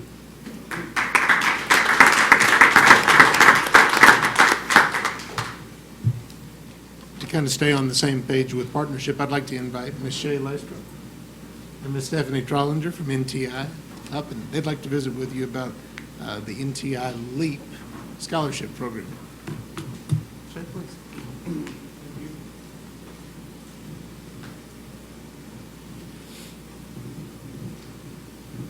Good afternoon. My name's Shay Lastra, and I'm accompanied with Stephanie Trollinger here, who is the director of the Secondary Career Center at Northwest Technical Institute. I am the LEAP coordinator, which is an outreach program for minority students at Northwest Technical Institute. And we do appreciate so much being here, that we can share with you folks what we are doing at NTI in collaboration with the Springdale schools. Thank you so much for having us this afternoon. I'm also representing Univision Arkansas, because Univision Arkansas is part of a partnership that we have to provide scholarships to the Springdale high school students and HAR-BER High and any other school system that we have here in the or any other school in the Springdale school system. Univision receives their sponsorships from the Arkansas Community Foundation. So I wanted to share just a little bit about the different scholarships that have been awarded this year. We, with Univision, we're able to provide 10 scholarships. Of the 10 scholarships that were up to $3,000 worth of value in scholarship money, 6 of those went to the Springdale schools in the Northwest Arkansas area. And I won't take your time in telling you all of the names here that are listed, but they are numerous. And they received scholarships for journalism, commercial, entrepreneur, and athletic female and athletic male. Univision and NTI have worked in a collaborative way for the last 6 years, and we've been providing scholarships to the Springdale schools in the Northwest Arkansas area during that time. At NTI, we have the LEAP scholarship, which is a tuition waiver of sorts for the students who are the recipients. They don't pay any tuition for the entire program. And that program awarded this year a Springdale High School student. And then the other award went to the GED high school, or GED graduate from Adult Education of Springdale, who had previously been in the Springdale schools. So it's always exciting to see, multiple ways that we have the opportunity to work with you folks. We also have something called the New Arkansan Club at NTI, and this is a club that all Springdale High School students who are minority students may participate. And what they're doing is they're being encouraged to attend different community events and educational events that are like scholarship learning activities. The students who receive the most points from having attended the most events are awarded laptops. And this year, 4 students from the Springdale schools received laptops, preparing them for their college experience. So we just thank you again for all your work with us, and we look forward to next year.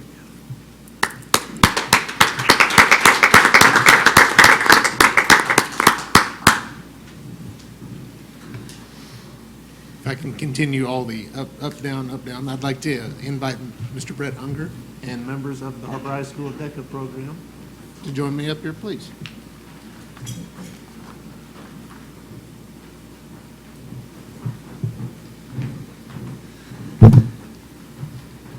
Good evening, Dr. Rollins, members of the board. Thank you for having me. I am grateful to be here to honor these wonderful students we have here in Springdale. Before we go any further, I am just the co-advisor of DECA. I am not the advisor. Lori Jennings has that title. She's the head advisor, and she boarded a plane to the beach this morning, so don't feel too bad for her. She delegated this task to me, and I was happy to do it.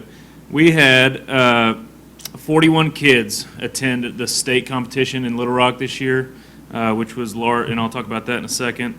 In order to qualify to the international competition, at the state competition, you have to get first, second, or third. And we had 28 kids do just that. 13 of those were first place winners. Then we took 17 kids to Anaheim, California to compete in the international competition, and that was, I think they would say, probably the highlight of most of those kids' high school careers. Just the learning that took place, and there was a little bit of fun that happened at Disney as well. We joined 20,000 other students competing from all over the world. It was a huge competition. It was incredibly well run. DECA is a very, very impressive club.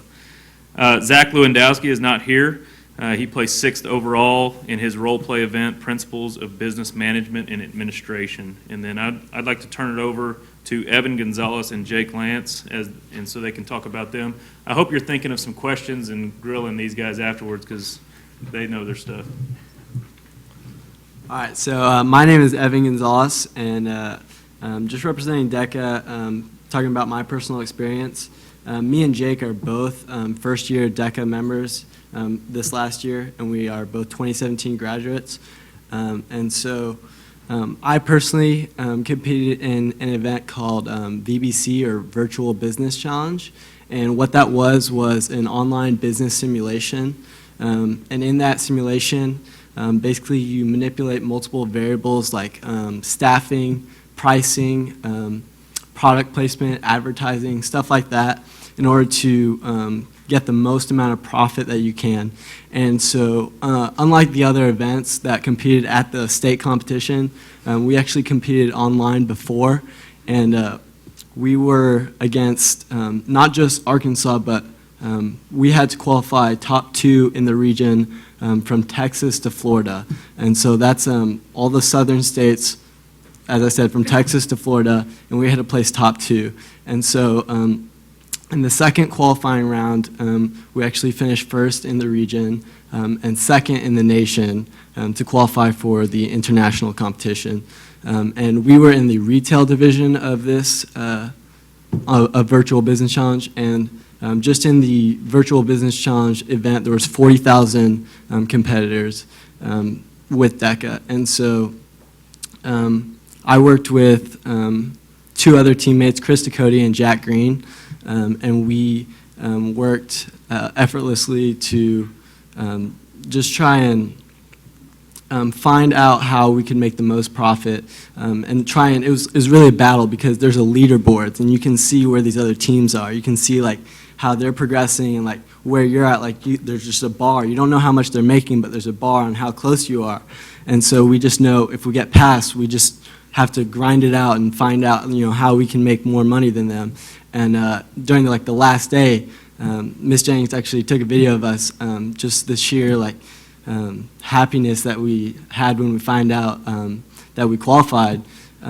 And during that last day, it was really just a bunch of teams going at it, just like passing each other, and then we had to pass them, and it was really nerve-wracking, really intense. And just the learning that occurred through this event was awesome because, there was a lot of problem solving that went into this event. You might hit like a point where you think, wow, I've made the most money that I can make, like what else am I supposed to do? And it seems like you just change stuff and it goes down, not up. And so like what else can I do? But then someone passes you, so like there's got to be something I can do, there's got to be something I can change. And so we just had to work a lot to find out what we could do to improve our profits. And being a first-year DECA member was just an awesome experience for me as a senior. I got to experience some of the coolest moments of my high school career. Going to the state competition, awesome fun. And then being at the international competition in Anaheim, California, man, that was just an awesome experience to see people all around the world. I mean, it wasn't just the United States, it was Canada, Korea, China, Puerto Rico, places like that competing. And as Coach Unger said, 20,000 people in attendance. And so just to be able to see all these people who are working in different events with similar interests was just an awesome opportunity. And I'm extremely grateful for just the ability to go out and have the support of the school district and competing. And I just hope that we continue to progress DECA.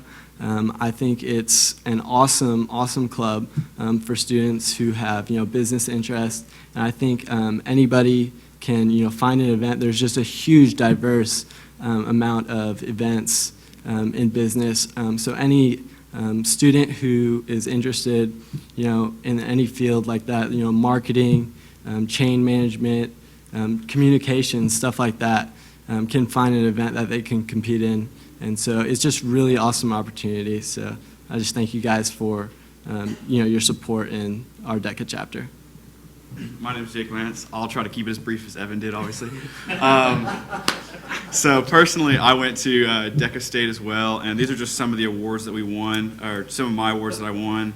And so I competed in marketing communications, and this was also my first year doing this. I'm a senior as well, graduated, thank goodness. And so I went down to state, and I won first place in marketing communications, and then I went on to nationals, DECA ICDC, and I competed, and in my first, and so marketing communications, basically what it is it's a role play event to where you get a topic or a setting and a problem, and you get 10 minutes to prepare it, and then you go into a room. The room is just like a mock interview, but it's just a judge in there rating how good your interview is and how good your problem-solving skills are. And so basically, I got 10 minutes to, one of my first rounds was basically I was a vice president of a college trying to find ways to involve the community and how to involve more parents into my college and how to get people more involved. And so that first round, I actually got a perfect score on and got 100% or 100% or 100 out of 100,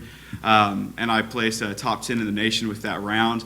And so past that, the second round did pretty well on, and I actually got to get on stage, and it was really cool and kind of surprising because it's really cool whenever somebody from your school gets to go on stage because it's very far in between because there's just so many kids there. And so HAR-BER did so well this year, and it was awesome to see multiple people up on stage. And we actually got cords for graduation to acknowledge that we were on stage. And it was something that I really love to do. It's just another program at HAR-BER that I found that I loved, and another program at HAR-BER that also helped kind of shape my view of what I want to do with my life. And so this year I'll be going to the University of Arkansas and majoring in marketing at the Walton Business School. And so, yeah, DECA is just, like Evan was saying, it's just one of those things that has so many good positive impacts. And yeah, we're really excited to see where they can take it from this year and following up how good we did. So, and that's pretty much it.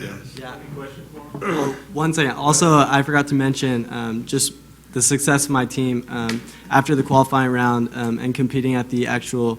It wasn't all online. Actually, at the international competition, we did have to compete with the other qualifiers, and so we actually ended up in a bracket facing the other teams, and we finished 5th place and got to go on stage and receive the medal. And so that was just an awesome experience, like he said, going on stage and just seeing the big crowd of people. Really one of the highlights of my high school career. Where are you going to school?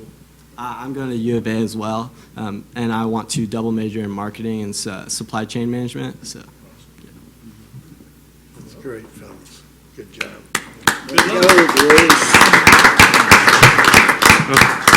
Before I leave, Lori Jennings, she was recognized as the by the National Board of DECA Directors having the most membership growth in the whole state of Arkansas this year for their DECA chapter. So that was pretty impressive also. Yeah, thank you.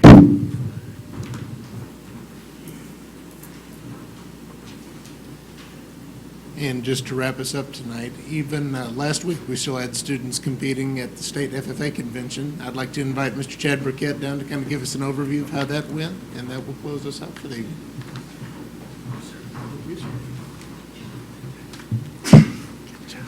Dr. Rollins, board, it's always a pleasure to come before you. Our chapters were very successful this year. Share just a few brief statistics. I know you still have a long agenda. Springdale and HAR-BER High School collectively, we won 7 proficiency awards, had 10 state FFA degree award recipients. Both competed and won in FFA for FFS, which is FFA for Food, Fiber, and Shelter. That's initiatives where we work with community members, provide food, work with shelter like Habitat for Humanity, look for ways to help the needy of our community. In addition, we had 9 scholarship recipients and renewals from former students from this past year. And I'm also very proud of Springdale FA because we just recently received for the 8th consecutive year the National Superior Chapter Award, which recognizes programs at the state and national levels for exceeding the criteria for being an excellent chapter. So I'm very proud of our students, very proud of our chapter. A few other things, we've had a very successful year. I was unable to make it to the last school board meeting, but one of the relationships we fostered with the state and National FFA is focusing on students with special needs and focusing on the diversity of our program. And, the National FFA Board of Directors and the National FFA Donation Board, they really focused on our school because we have the closest thing to an urban high school with the most diversity really across the nation. There are some other schools that replicate the diversity of our program, but to maintain the level of accomplishment and the level of achievement. And so I just want to comment on that. I'm very proud of our students and very proud of those accomplishments and being able to be contacted by National FFA board members. And they ask for ideas. And out of that, one of the challenges we've been faced with is taking female students of certain cultures out of town for overnight conventions. We haven't been able to overcome that hurdle. It's a cultural boundary that, we visit with parents. But out of that conversation with our new state program director, Mr. Backus, we've actually fostered this idea, and we're going to visit later this summer about holding a mini convention in Springdale, Arkansas. And of the 90 years, we just celebrated the 90th Arkansas FFA convention. That has never been thought of and never been discussed, but with the opportunities and the achievements of the Springdale students, we're looking at that as an option to host at Springdale High School next summer. So I receive that as an accomplishment for our students. They see what our kids are doing, they see the dedication of our program, and it's really rewarding for people to understand the challenges that we face. However, our students bring so much to the table that they're offering this program. In closing, I'm just really proud of our kids. And each year, we talk about the accomplishments, but not only are we winning competitions, we're winning students. at Springdale High School and all the various programs at Springdale Public Schools. And one of the things I ask my seniors to do each year, and we ask this program-wide at Springdale High School, is just to share some closing comments, almost like an exit interview, good, bad, or indifferent. And some of these, I just paraphrased, I gathered some of those up, and I keep it anonymous. They can just write whatever they want. One of the funniest ones I ever got is I never thought I'd have anything in common with an old gray-haired white dude. But these are a few comments I'll leave in closing, but I hope you share the sentiment. Springdale High School and FFA saved my life. The first day in agri class was overwhelming, but within minutes I felt at ease. I felt safe and not judged. I felt like I could do anything. I felt like I was at home. I live in an apartment and never knew anything about farming. I took the greenhouse class and it taught me how to love and care for plants. I'm now attending in the fall at the University of Arkansas to be a horticulturalist. FFA saved my life. FFA at SHS is unlike any program. We are diverse. We love agriculture. It was such a relief to be accepted in FFA at SHS and not being judged since I'm a mother. Mr. Rice and Mr. Burkett always welcomed my daughter to any practices and functions and made us feel welcome. The most important part of Agri is to be involved in something we all share, food. I'm happy the ag teachers always allowed me to come in and eat lunch. It made me feel safe. I was a member of a gang and had been in jail prior to FFA. The mechanics classes saved my life. Now I'm in school to be a plumber, and I work full time. I've been locked up, hooked on drugs, and headed down the path to death. Welding gave me a purpose. I've won the lottery. I have a future ahead of me, thanks to SHS and FFA. Board, thank you so much for giving me the opportunity. Thank you for allowing the CTE programs in Springdale. I know these are just a few sentiments I can share, but I want you to know that you, Dr. Rollins, board, we're making a difference and we're winning kids every day. Thank you. Thank you.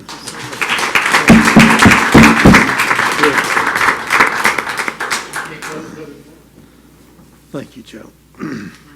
Dr. Bridgeforth? There she is. Good evening. I'm here to talk about the Springdale Family Literacy Celebration that was May 23rd at Springdale High School at the Performing Arts Center. I thought it was our best celebration ever. And I know I say that every year, Dr. Rollins, but I do think it was our best ever. We had about 205 parents. Medea Wright from the State Board of Education was our Master of Ceremonies, and she did a phenomenal job. She made it very professional, and she connected very well with our families. Our entertainment was awesome. We had the J.O. Kelly Choir, we had the Parson Hills Panthers, and the Monitor Coral Reef performers, and they all did such a great job. Our keynote speaker was an immigrant herself who has come up through the system and is now very successful in our community, and she talked about the fact that her parents had instilled the importance of education in her life, and so she cried. I saw parents crying, and so many of the parents wanted to go up and visit with her afterwards to talk about their own stories. Dr. Trinia Miles was there from the Arkansas Department of Education. She's the Deputy Director of the Adult Ed program. She is a champion of our program, but didn't have any idea what it was until she came to our celebration. So she was so excited to be there and celebrate the 26 parents that made exceptional gains in their language acquisition. Dr. Rollins did a phenomenal job. He shook things up a little bit, Mr. Fink, or Mrs. Fink, and Mr. Swope and I, because he went to the podium and he sat back down. We thought, okay, what's he doing? But he did a great job speaking to our parents. Dr. Rollins has been invited to our National Center for Families Learning Conference. I think there are 5 superintendents across the nation that have been invited to speak on a panel. So that's quite an accomplishment for our family literacy program. We are hoping to add 2 programs next year. We're working with NTI Adult Ed right now to fund those programs. We have 2 elementary schools that are interested, and at this point we're looking for space in the buildings so that we could grow to 16 programs. So we are very excited and are just going to work hard to keep supporting our families. Great program, Mary. Just wonderful. Where were you going to add those, may I ask? Or do you know yet? Tyson and Westwood are both interested. Oh, good. Okay. And we have parents that come through our center and ask about programs there, and we've not had them. So we know that there's a need there. So we think they'll be successful. Super. Thank you, Doctor. Thank you.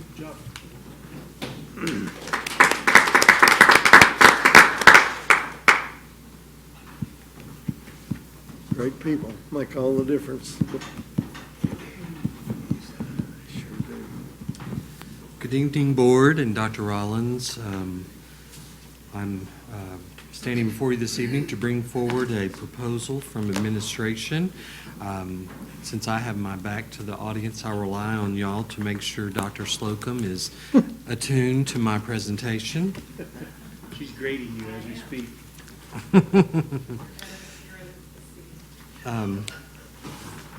The first proposal that we have for you this evening to consider is to adjust the base of the certified salary schedule, the 16-17 salary schedule, by $250. This salary adjustment would be retroactive back to July 1 of 2016, and it would be distributed later this month. And then, of course, the revised schedule would be carried forward into the new school year. In your board information, you saw a copy of the current schedule as well as the proposed schedule. I'll be happy to try to answer any questions you may have on that.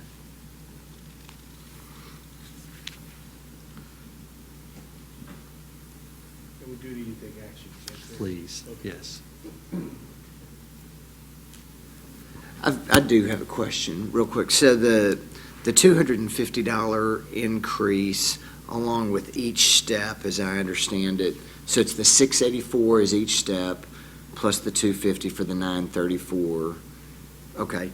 Yes, I'm sorry. Yes, thank you for bringing that out. Is that this may be a little difficult.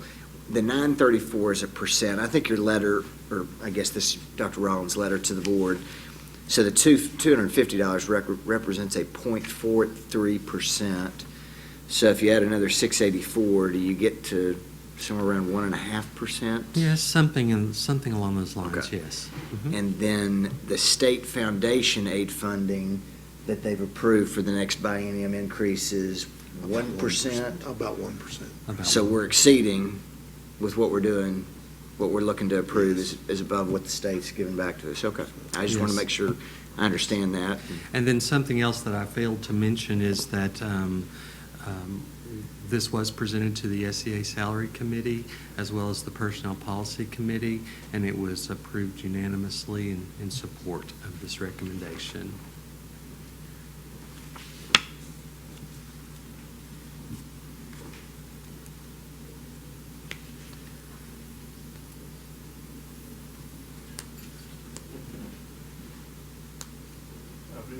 You do need a motion. Okay, I would go ahead and make the motion then that we accept this additional increase to the salary schedule. Okay, we have a motion by Mr. Luttrell and a second by Mr. Williams to accept the proposal as presented to increase certified employees' salary schedule by $250. Do we have any further discussion about that? If not, all those in favor, please say aye. Aye. Any opposed? Okay. Thank you. The second proposal that I have for you this evening is regarding our classified employees. Historically, it's been the practice of the district when the certified schedule has changed, then the classified schedules have been changed accordingly by the same percentage. And so there are a number of recommendations we have before you for the classified employees. The first one is that we would change all of the classified salary schedules by the same percentage of the average raise for our certified staff members, which was 0.43%, as was already mentioned. The next item that I have for you, this year I have done some pretty extensive research on how our classified salary schedules compare with surrounding districts. And when I did that work, there were two categories of employees that we did not compete as well as we did with other areas. And those two categories were our district technology team and our bookkeeping staff in the business office. So let me talk about those individually if I could. The technology staff. Basically, the way our schedules are currently for technology is that all of our district technology employees are paid at the same level, except for the network engineer, who is paid at a different level. And then, of course, there's the director of technology, paid on a separate pay scale. What we found when we researched other districts is that there were some intermediate levels above just the technician level, which is where we're paying virtually all of our staff. So in working with the director of technology, we developed a schedule where we would have 4 lanes, okay? And the 4th lane would be the network engineer. The highest lane, the first lane, would remain the technician. And then there's a couple of intermediate lanes that some of the district technology personnel would be moved into. So that puts us in a more competitive position with the other surrounding districts. How many people is that? I think, I should have that number, but I think it was around 8 to 10. Okay. So that's a second recommendation. The third recommendation, when we looked at our the bookkeeping pay scale, we found that we were, comparatively speaking to the area districts, we were a little behind, not as far behind as our technology. So the recommendation for that would be to simply add a flat $750 to the base of the salary schedule to get us more in line with the other districts in the bookkeeping schedules. The next recommendation, and if I'm going too fast or if you have questions, holler at me. Ask me. That sounds better, doesn't it? As y'all are aware, the minimum wage has increased to $8.50 per hour. The current rate that we are paying for our bus drivers when they either drive on field trips or drive for shuttling for us during the day between campuses is $9. When we surveyed the other districts, we found that we were behind in that area as well, and so the recommendation is that we would increase that from $9 an hour to $10 an hour to put us in a more competitive position for that service compared to the other districts in our area. And then the final recommendation, as you will see, it says a bus driver incentive program. When I was looking at the salary schedules for surrounding districts, the other large districts, as well as Siloam Springs, have an incentive program in place for their bus driving staff. Basically,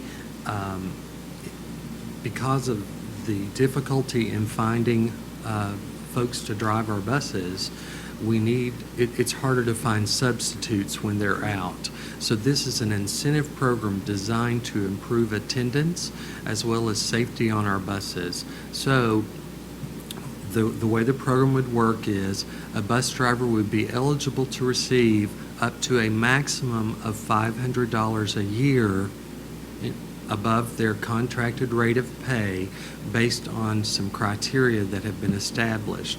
The criteria is that they would have no accidents at which they were at fault. They would have perfect attendance for the month. And then there was a third one, that they would not have any discipline write-ups by the supervisor of the transportation department. If they meet all of those 3 criteria on a monthly basis, then they would be eligible for a portion of this incentive on a monthly basis. If they met it the entire year, they would receive the maximum of $500.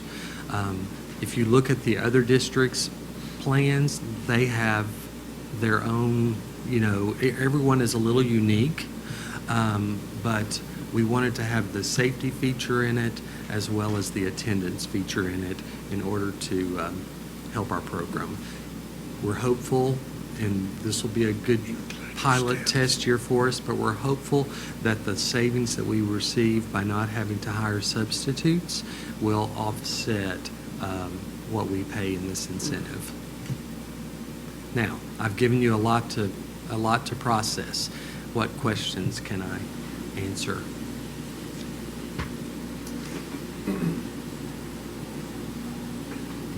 I almost hate to ask this question. Do you know if you add both the certified and these adjustments to classified employees, how much all of that in the aggregate does it total up to dollar amount wise? Do you know? Yes, including our steps for all of our staff, this would be an obligation, a total of around $3 million. Okay.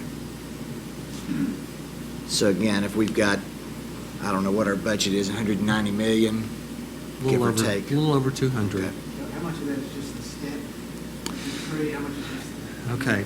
I'm trying to remember because I've done that work. Dr. Rollins has asked me these same questions. I believe the salary increase was around 800,000, and our steps are 2.2 million. So that gets you to 3 million, which is 1.5%, give or take, of the 190 million. I'm thinking back to the conversation that whether it's us or whether it's AEA or anybody with the state legislature, when we're talking about 1% foundation aid funding, and we're talking 1.5%, 50% more is what we're able to give back to the teachers. And I want us to be able to continue to do that. They need to help us in that. So I know you already know that, but I hadn't run the numbers myself. But that's the way to think about it. I do the same thing all the time. To be competitive and to get the best folks in the classroom, we need to do everything we can with folks in Little Rock to help us be able to do this more and more. And if you look at growth and the number of additional teachers that we'll add, it'll look very close to the number I showed you. Okay. So. And I feel compelled to say that we don't have any magic in the water at Springdale. We don't have a money tree in the backyard that we pick this money from. The salary schedules we have is a direct result of Dr. Rollins' leadership as well as our board's leadership. So when other people look at Springdale and say, how do you afford those high salary schedules? It's because we work all the time to make this a priority in our district because, as Mike said, we want to hire the best of the best, and that's one way to do that. And we work on our efficiency. We constantly have that in front of us, that we have to be efficient in order to do things like this.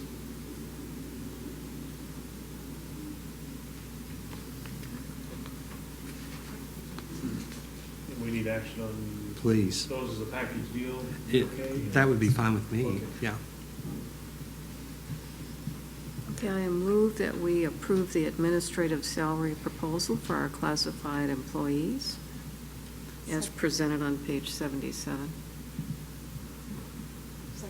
All right, we have a motion by Mrs. Fettridge, a second by Mrs. Cook. Is there any further discussion about this? If not, all those in favor, please say aye. Aye. Any opposed? Thank you. Thank you, Kelly. Thank you, board. Good job. Okay.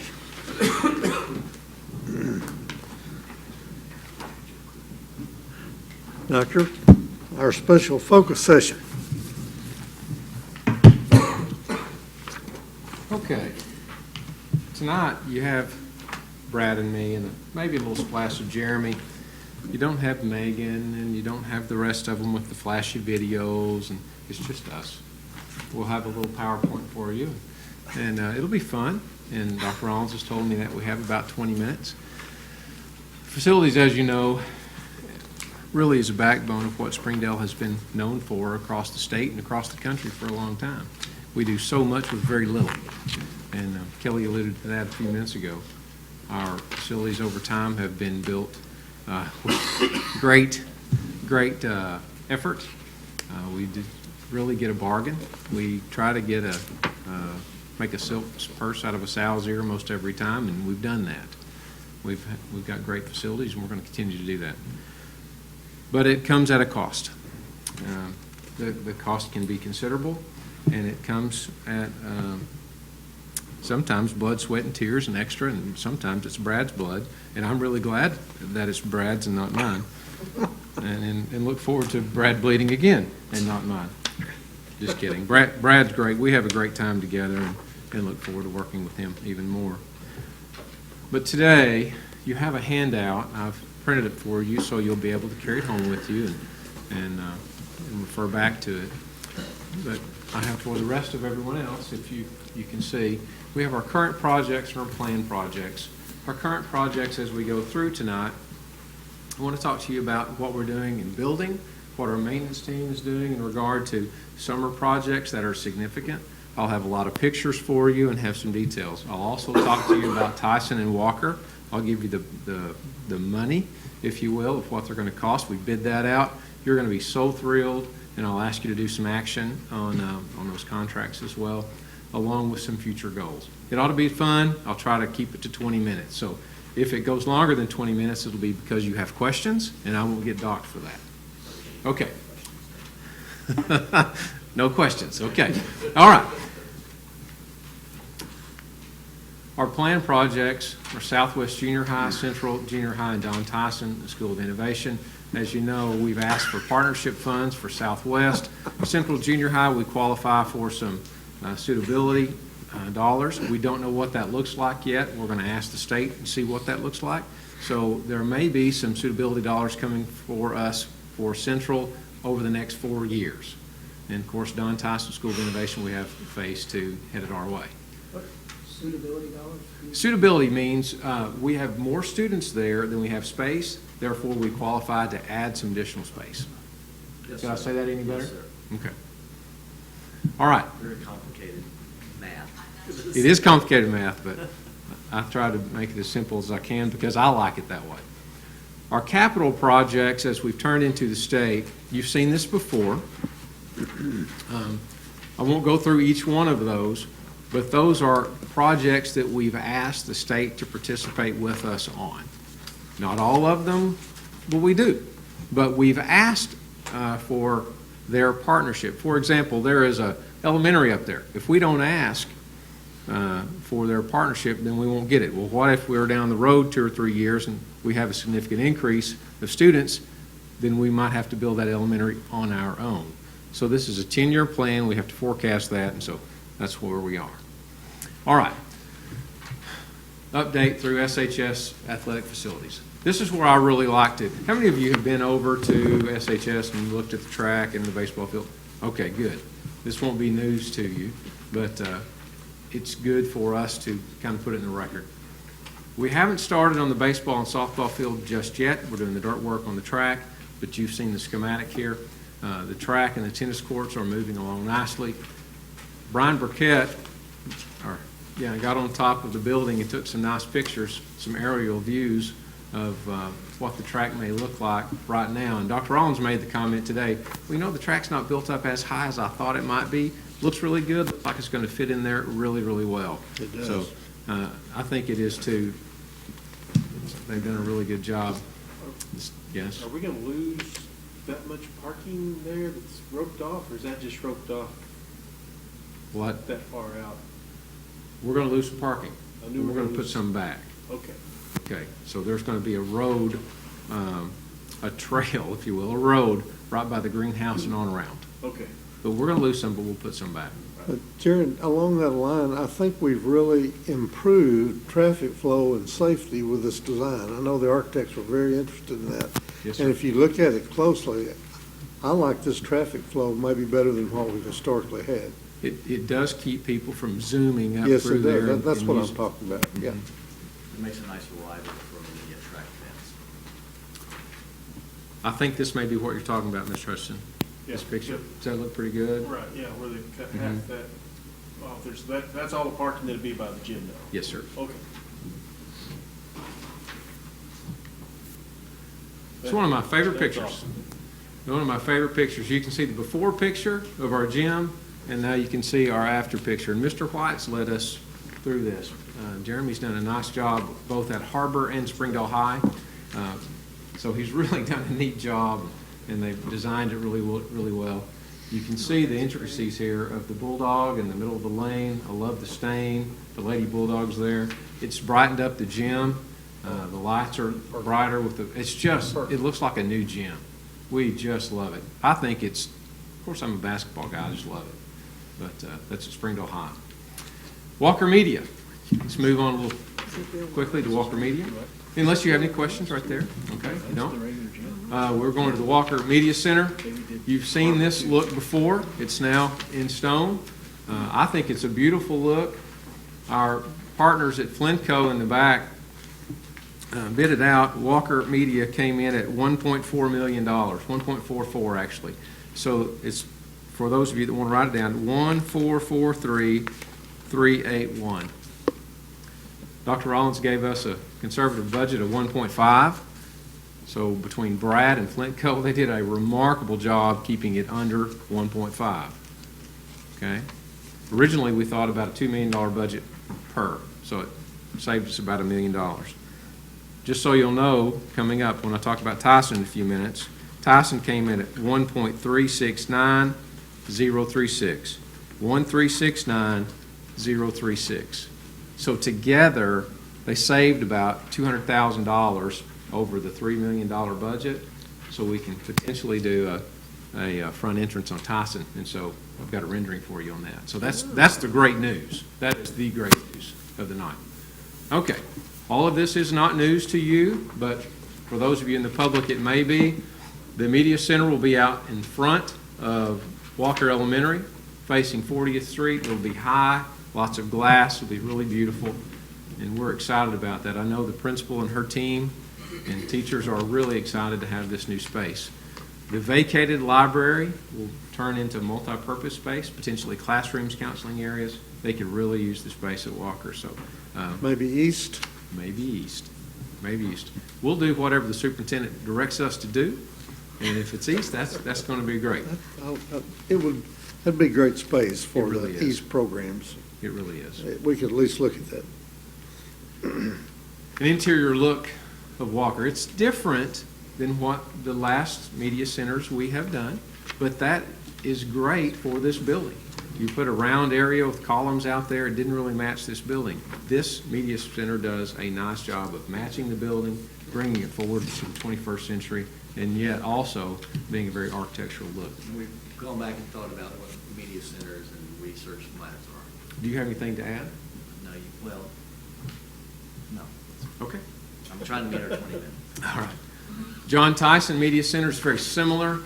One of the smart things that Brad and Flintco team did is they bid the two projects as one to try to combo.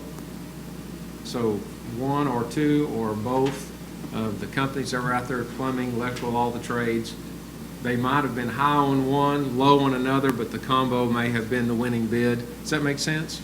So they did a really nice job, and I think that happened on several instances. Is that right, Joy? Okay. So they did a nice job to bring us into the money on that. Again, very similar look, not the same, but similar look.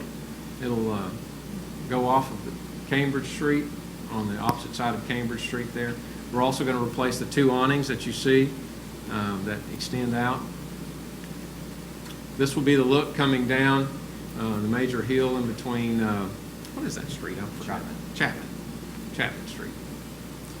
Have y'all been down through there lately? It's going to be great. I'm really excited So you've about it. already started? Well, I haven't been over there. Have you already started? No, ma'am, we haven't. We've done some work on the inside, and I'll show you some pictures of the inside, but we've got to wait until you approve of the bids and go forward. How long until they're done with that road work that's in front of the school? Well, they've done that part in front of the school now. They've gotten it done, but they're going to extend on down toward Tyson. So I think our section is done. They worked for, 6 months through there? Surely that will benefit the school, won't it? It's really hard to hear you, I'm sorry. I'm sorry. That'll benefit the school as well. Will it put a sidewalk along that road? And You know, I haven't seen the grand scheme over there. I would assume so. I don't know that. I know that they're moving that ditch and all of the utilities. They did Parker Lewis. Okay. On fire hydrants and things? Right. This will be the interior look. Again, not the same. It's going to look kind of the same footprint on the outside, but the inside is cut up a little differently. But it works well for what the Tyson team would like to have. So we're looking forward to it. So this is what the interior look would look like. Okay. This would be the main hallway headed to the new library. What this particular picture is, we had to cut the floor to attach into the plumbing in the existing building. It saved us, our folks doing this, saved us about $60,000 of work. So Jeremy and his team did this work. I want you to look at the precision. These guys are true pros, and I can't brag on them enough. But they do great work, and we'll have that ready. So on day one, whenever the plumbers arrive to do their work, they'll be able to attach in, and we'll be able to move right on. So kudos to Jeremy and his team. This is the first time this has been seen. I showed Dr. Rollins this earlier. Flintco has seen it, and of course Brad's kind of drawn it. These are two little options here, one drawing of what the front might look like and one 3D image of what it might look like. It could cost upwards of $200,000. We only have $180,000 or so to work to stay under Dr. Rollins' $3 million budget. But this is just a thought of what an entrance would look like to the front of the elementary school. To me, how nice it would be to have a nice new entrance, right? And the school is so nice anyway. The interior walls are taken care of. The school's great on the inside. Westwood and Elmdale are great examples of what we can do to the exterior of a building to make it look new. And I think this is a good call if we can. I agree. Okay. Here's the construction schedule. I have it in there for you so you'll know. I'm sure that people in town will ask the board times when are you going to get started, when's it going to be finished. We're going to get started here right off the bat, and it should be finished, as you can see in there, roughly February or so in the spring. Okay? I know I'm going quickly. HAR-BER High School gym. For those of you that haven't seen HAR-BER High School gym, you can see the before picture on the left. On the right, you can see the mid-work. We haven't quite completed the gym over there. Jeremy, do you know if it's completed yet? Yeah. They're still working on it. But this isn't what it looks like now. They've advanced even past this. Okay. All right. But I just wanted to give you a look that we're working on both gyms. And this gym, it's not like it was very tired. It just runs a course. About 10 years is about all you need to have a finish. You need to go down to the wood. So we've done that. It's going to be beautiful. And since we've packaged all those things together, we've got a much better price to do the work. So anyway, That kudos. wash looks a lot better than that yellow. Oh, absolutely. Plus, it brightens it up. It makes the gyms brighter, and you can see better. There's just Take better pictures. all the way around. Better pictures. That's right. Something interesting that you probably didn't know that I wanted to show you. There used to be a little tree stand attached to a light pole for the band out there, and Mr. Ford decided the tree stand probably wasn't the best thing to do up against a light pole to watch his band. So he built this wooden tower, kind of like the Tower of Babel. And we decided that was not a good thing, maybe a little dangerous.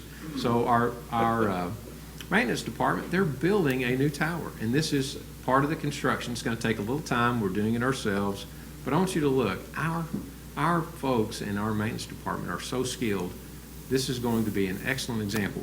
These towers can cost upwards of $30,000, $40,000, $50,000. We're going to do it for about 16, and we're doing it ourselves and it's materials. So excellent, great partnership with the band program to get this done. And again, thankful to the leadership over in the maintenance department to get that done. Central Junior High goes back to part of the conversation we had about suitability. But we have done some upgrades at the school. I don't know if you've been in there in a while, but we had some water damage underneath the water fountains, and it really hurt the floor. So this is part of the work to repair the floor. It hasn't been finished and redone right there, but we've put in the new wood. We also added new wall padding at the very end. I know Mr. Luttrell's son used to practice in there and would take care of the walls. Yeah. My boy used to take care of the walls too, probably ruined most of that wall padding when he played. But anyway, it's an upgrade and it looks good, and we're really proud to have that in there. The gym's looking good. We also added new exterior doors. Those doors take a beating, okay, over Central, especially these doors going in and out of that mini gym area. That is a high traffic area, so we've put some Abrams doors in there, and they look really good, and they're really quality. We did those, excuse me, ourselves. Excuse me. You may have to take over. I think my voice is going out. Okay, Southwest. As you know, again, you've seen this before. It's going to be a brief run back over. We've identified some real needs at Southwest. Dr. Rollins walked through the building about 2 years ago, said, Jared, we're going to do better.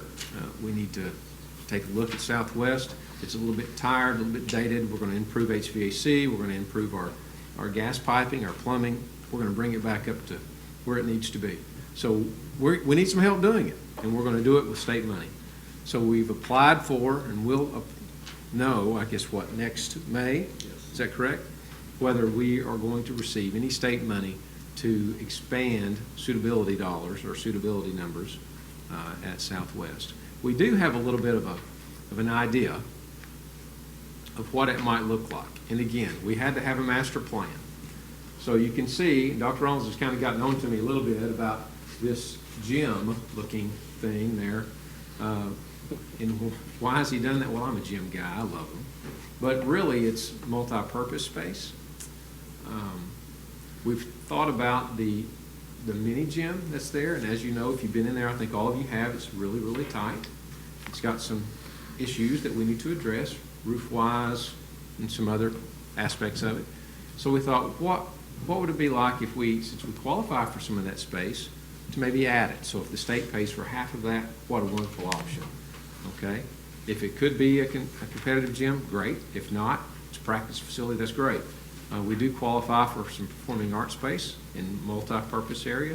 That mini gym could be converted into some sort of multi-use performance space, okay? Similar to a Lowe's room over at Central, okay? You can also see, this is a better look, the central office area. Dr. Rollins had the idea of moving the front of the building over facing the football field. So instead of coming out in front of where the central office actually is, just leaving that, converting that to counseling space and other spaces that are needed, building new office area and new media center. It makes a lot of sense, and we qualify for some of that space. He also wanted to address some of the cafeteria needs. It's a little small. We did Central, I don't know how many years ago, Dr. Rollins? It's almost a decade. It just goes fast. But it seems to be a good sister project. And if the state qualifies, then this is a good option for us. We'll know again in the spring. And we do have some money set aside to do this work. We don't quite have a budget yet, but we've talked around, could it be $2 million? Could it be $4 million? Could it be $6 million? Whatever it is, it's a lot better than building a brand new junior high school, okay? We just don't know. It would be foolish of me to even throw out any kind of number other than what I just said. Would you have anything to expand on that, Dr. Rollins, at all? No, I love the work y'all are doing. That needs to really be a beautiful school, and it's been a centerpiece of this district for a long time. And it just needs to come back, and like we've done with so many other schools, like we did at Springdale High. And I think if we can make that kind of adjustment, it'll be a wonderful investment for the school system. Money well spent. Okay. Well, I think I've spent some time on Southwest. I'll move forward pretty quickly. You've got the information there. I did tell you back in, I think, the last work session about we were going to do some things maintenance-wise ourselves that wouldn't qualify. This is one of the projects. Our HVAC units that are on top of the building were just set on top of the roof. They didn't have the right curbs and gutters and those kinds of things. So our folks are doing it ourselves. So you can see on the left, that's the way the HVAC unit originally was. We propped it up and we put in new curbs and gutters. This is very important for the longevity of an HVAC unit. And, we have the right kind of people on staff to get this work done. And we're building our own curbs, building our own gutters for that. Dave Qualls is the gentleman who's doing that work, and his team. Jeremy purchased some equipment to make the duct work, and so we spent, I think, less than $20,000 for all that work. You probably looked at a check register over the last couple of years and saw that we were spending a lot of money on duct work. We've reduced that. We have someone who can do that work. We have our own tools to do that work, and we're saving a tremendous amount of money in doing the work ourselves. Anyway, I thought you'd like that. I like it. Okay, pre-K and elementary projects. These are just some snapshots of the work we're doing this summer. On the right, you'll see it's Linda Childers Knapp. It's new playground equipment. On the left, it's Turnbow's new pre-K pad. I have another couple of pictures there for you closer up just so you can see. The pre-K pad is not finished. It'll take some fencing and some other things, but it's just a start, and I wanted to let you see that up close and personal since you can't get out there all the time. Okay. Do you remember at Tyson Elementary, we had the pre-K playground down by the road where they were doing all the construction?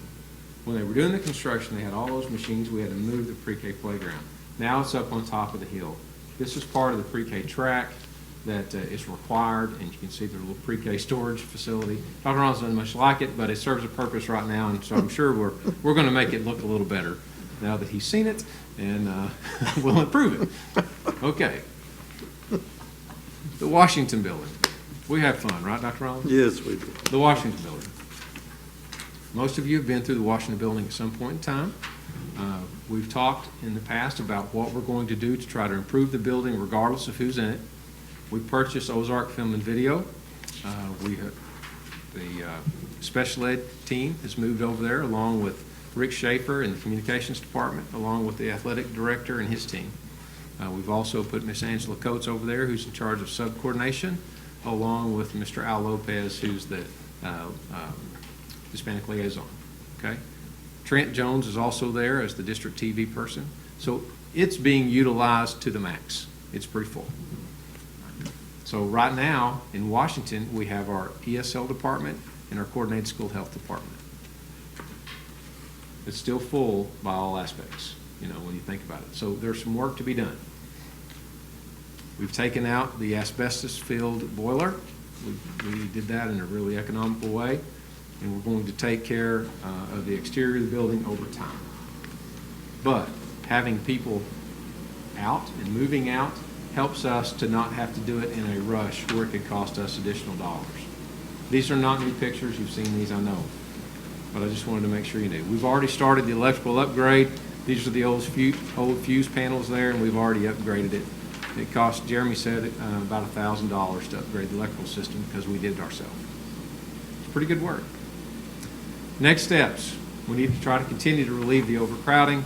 We're going to address life safety issues by taking the fire alarm system that's in Walker, since we're going to upgrade that with the new media center. We're going to take that fire alarm system out and put it into the older building. So we're recycling, okay? There are some exterior things that we need to do. A roof is the next step. It is an immediate need. It's almost, it's not on our 10-year plan because it was off our radar, but it's an immediate need now. If we don't do something now, then we could have a catastrophic failure. So we're going to try to get that done over the summer. Okay, support services east and support services west. These are new terms. And you say, okay, I understand west. I don't understand east. What is that picture and where did it come from? Dr. Rollins got a call, I don't know, I guess it was last week, from a gentleman that lives out in the Sonora area that owns a building that's 9,130 square feet, and it's out in front of Sonora Elementary. It's about 3.5 acres, give or take. I think it's actually 3.3, and it's the old Zion Donut and Antiques building. Are y'all familiar where it is? Cynthia, you're laughing. I don't know why you're laughing, but it's out there. So he sent me out there. I looked at it. It's a remarkable building right next to our property. And when he told me what the price was, I called Dr. Rollins and said, Dr. Rollins, regardless of what we do with the building, it's a necessary purchase. It's $375 a square, or $375,000. It's $41 a square foot. I asked Brad how much it would cost to build just the building, about $125 a square foot. Just the building. That's no paving, that's a shell. That's not offices, that's a shell. The gentleman's so nice and so kind. His name is Dale Youngman. I visited with him several times, even got a call from him a little bit ago just to see if I had presented it to you yet. And I said, no, sir, I have not. So, but I'm getting ready to present it. But we signed an offer and acceptance contingent that the board approved the purchase. Told him, we didn't know, it's a board decision, the board has that right to say no. I'm asking for you to take some action on the purchase of this building. It is a remarkable purchase. He wouldn't be selling it, but he and his family are moving. He also has 55 acres that surrounds Sonora Elementary School. We didn't make any kind of a deal on that, but he gave us the right of first refusal. Is that how I say that? First right of refusal, should the district decide they wanted to purchase the 55 acres. Anyway, that's probably a pipe dream, we don't know, but it's very kind of him to allow us to have that option. So I will ask you to consider that. If you have any questions, Dr. Rollins knows those details, but $41 a square foot is quite reasonable. He will guarantee clean title, and he guarantees everything to be in working order. But it's pretty much an as-is price. I've walked through the building, Mr. White's walked through the building, inspected it, and it's quality. He did also say there's a full commercial kitchen in there, and he's willing to work with us to provide some of those pieces of equipment, just because he's that kind of a guy. And I'm real pleased about that, real pleased. Is it okay, Dr. Rollins? Yeah, Jared, I wish you would at least help the board think through. We can take that amount of money and purchase a facility that has a life of its own for the next 30 to 50 years and really do it based on savings we might have put into an ancient building in Washington School. Talk us through that process. Well, we really did a thorough, in-depth review of what it may cost to bring the Washington building up to a standard, a building standard. The number choked us, quite honestly. It was as much as $2.5 million. That's a lot of money. We don't believe it should cost that much, right? We just don't. We think we can do it at a much more reasonable dollar figure.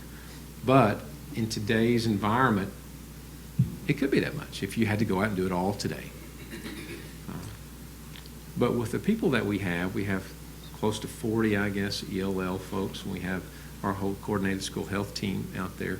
This building could provide us an opportunity to at least move one group out to this building. I thought, wow, that's way out there. That's way out by the bridge. That's a long way to drive. Well, I drove it. It's about 4 minutes, 3 miles? So with the reasonableness of the distance and with the unbelievable price, it's very reasonable to spend $375,000. We could spend that in a moment on the Washington building and really not know that we've done much to it. Does that make sense?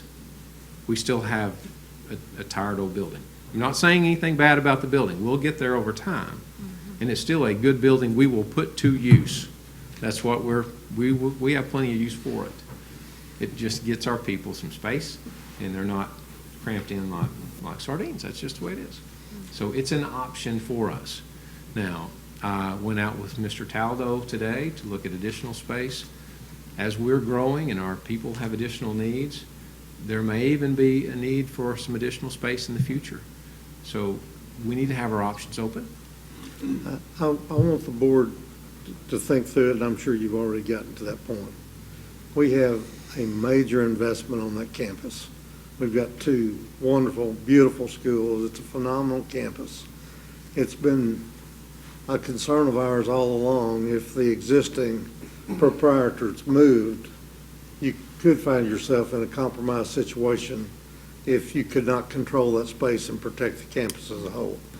So to me, there's multiple wins. Quality building at a very good price that allows us to maintain the integrity of the campus overall.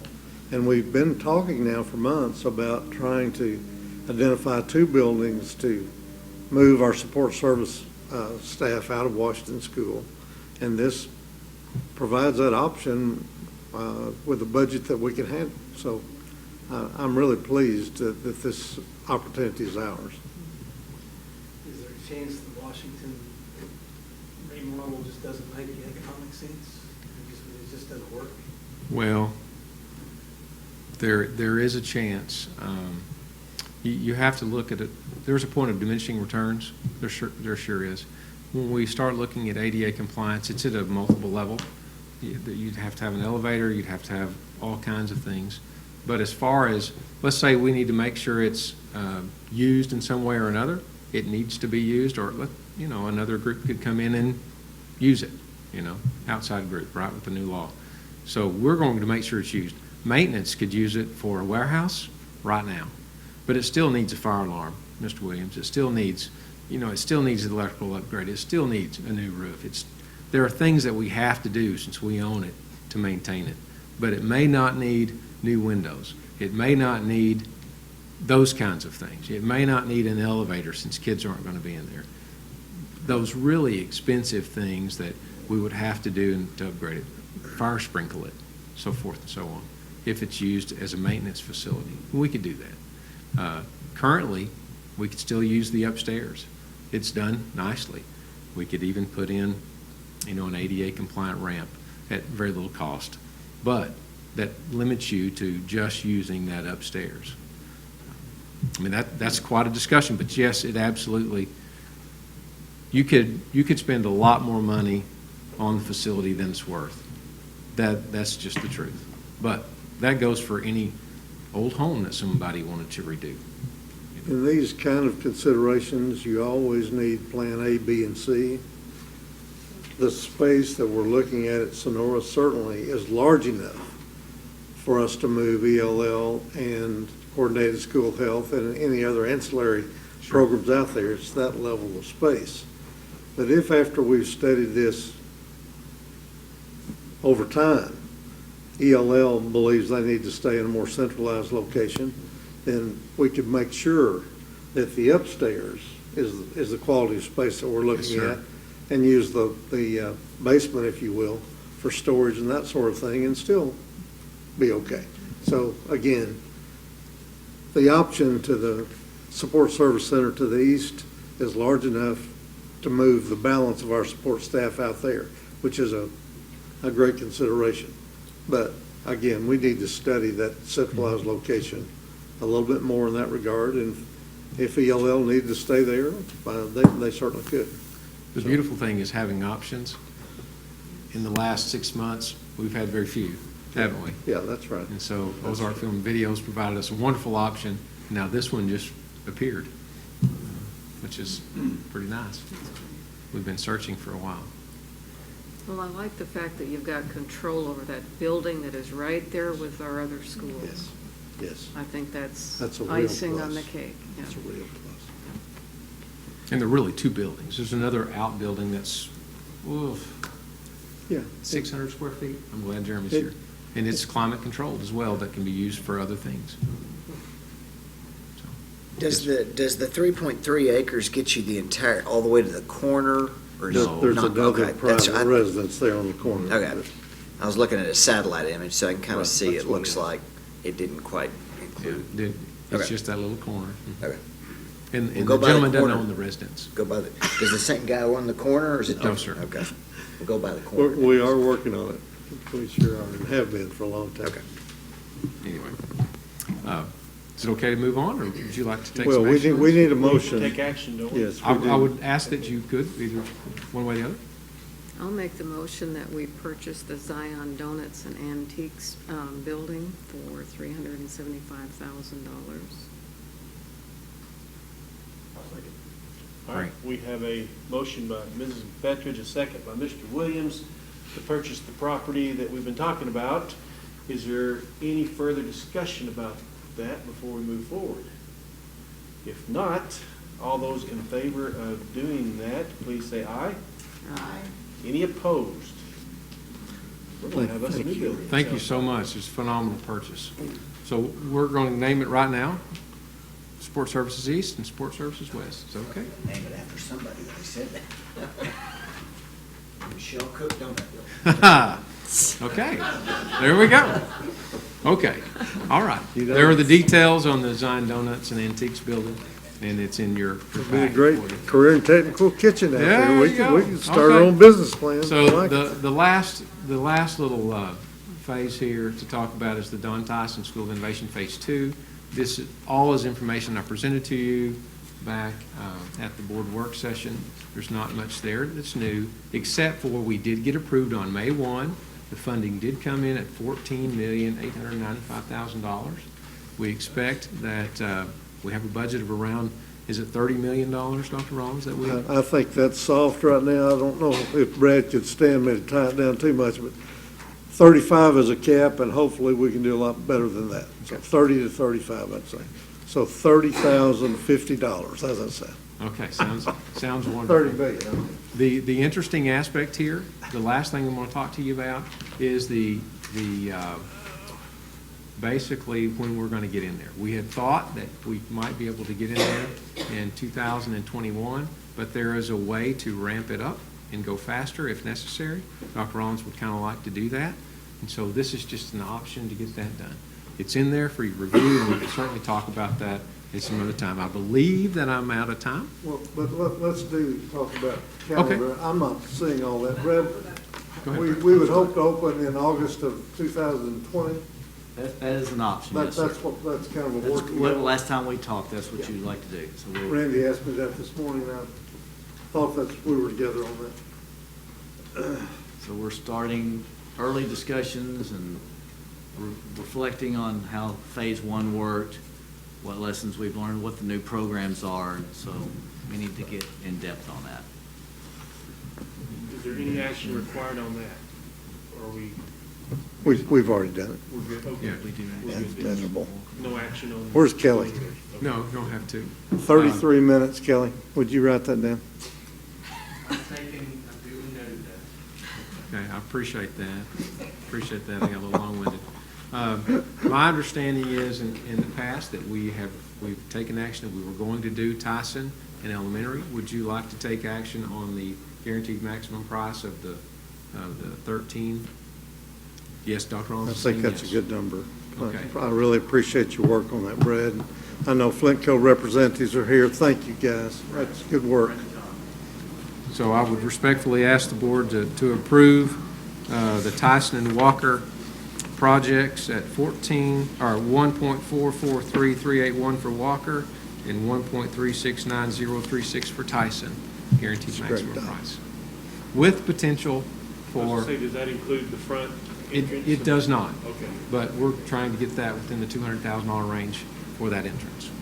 Uh, That could We be just separate. have to remember, we've got to compete for families and every child, and if we've made significant adjustments in many of our schools, and we've done this renovation, I'd love to see us be able to do that at Tyson as well. So I think that ought to be a working goal of ours to get that Would the board be new willing facade on that building. to do that, the front entrance at around $200,000? Dr. Rollins? I think we keep it $3 million For both projects? for both projects. Don't shoot that. You good? Put you on the All right. spot. All right, they just said yes. Everybody's pointing fingers. That's what? To vote. Yeah, we gotta. That's not. I'll go ahead and make the motion that we include the two guaranteed max, and I'm going to round numbers here, of $1.4 million for Walker, $1.37 million for Tyson, and then with an additional $200,000 available to live within that budget for an improvement to the facade and the entrance to Tyson Elementary. Thank you. Okay. All right, we have a motion by Mr. Luttrell, a second by Mrs. Cook. I'm not going to try to repeat that. Is there any further discussion? Okay, all those in favor, please say aye. Aye. Any opposed? You got some work to do. Great work, Doc. Brad, thank all. you. Appreciate it. Sorry it took more than 20 minutes. Take a break. It was the questions, Jared. It was not your presentation, it was the questions. Hey, will you take 5 minutes? That'd be great. 5 minutes.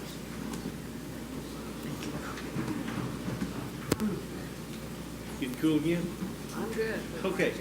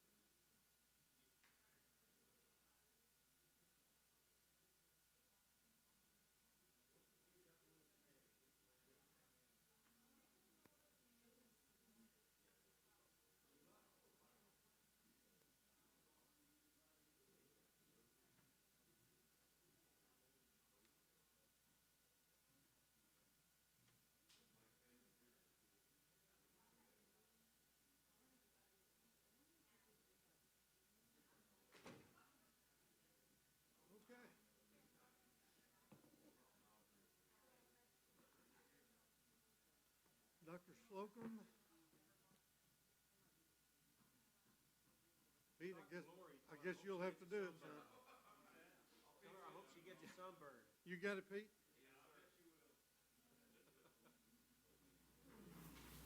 All right, where is everybody? Let's see. Yeah, everybody's.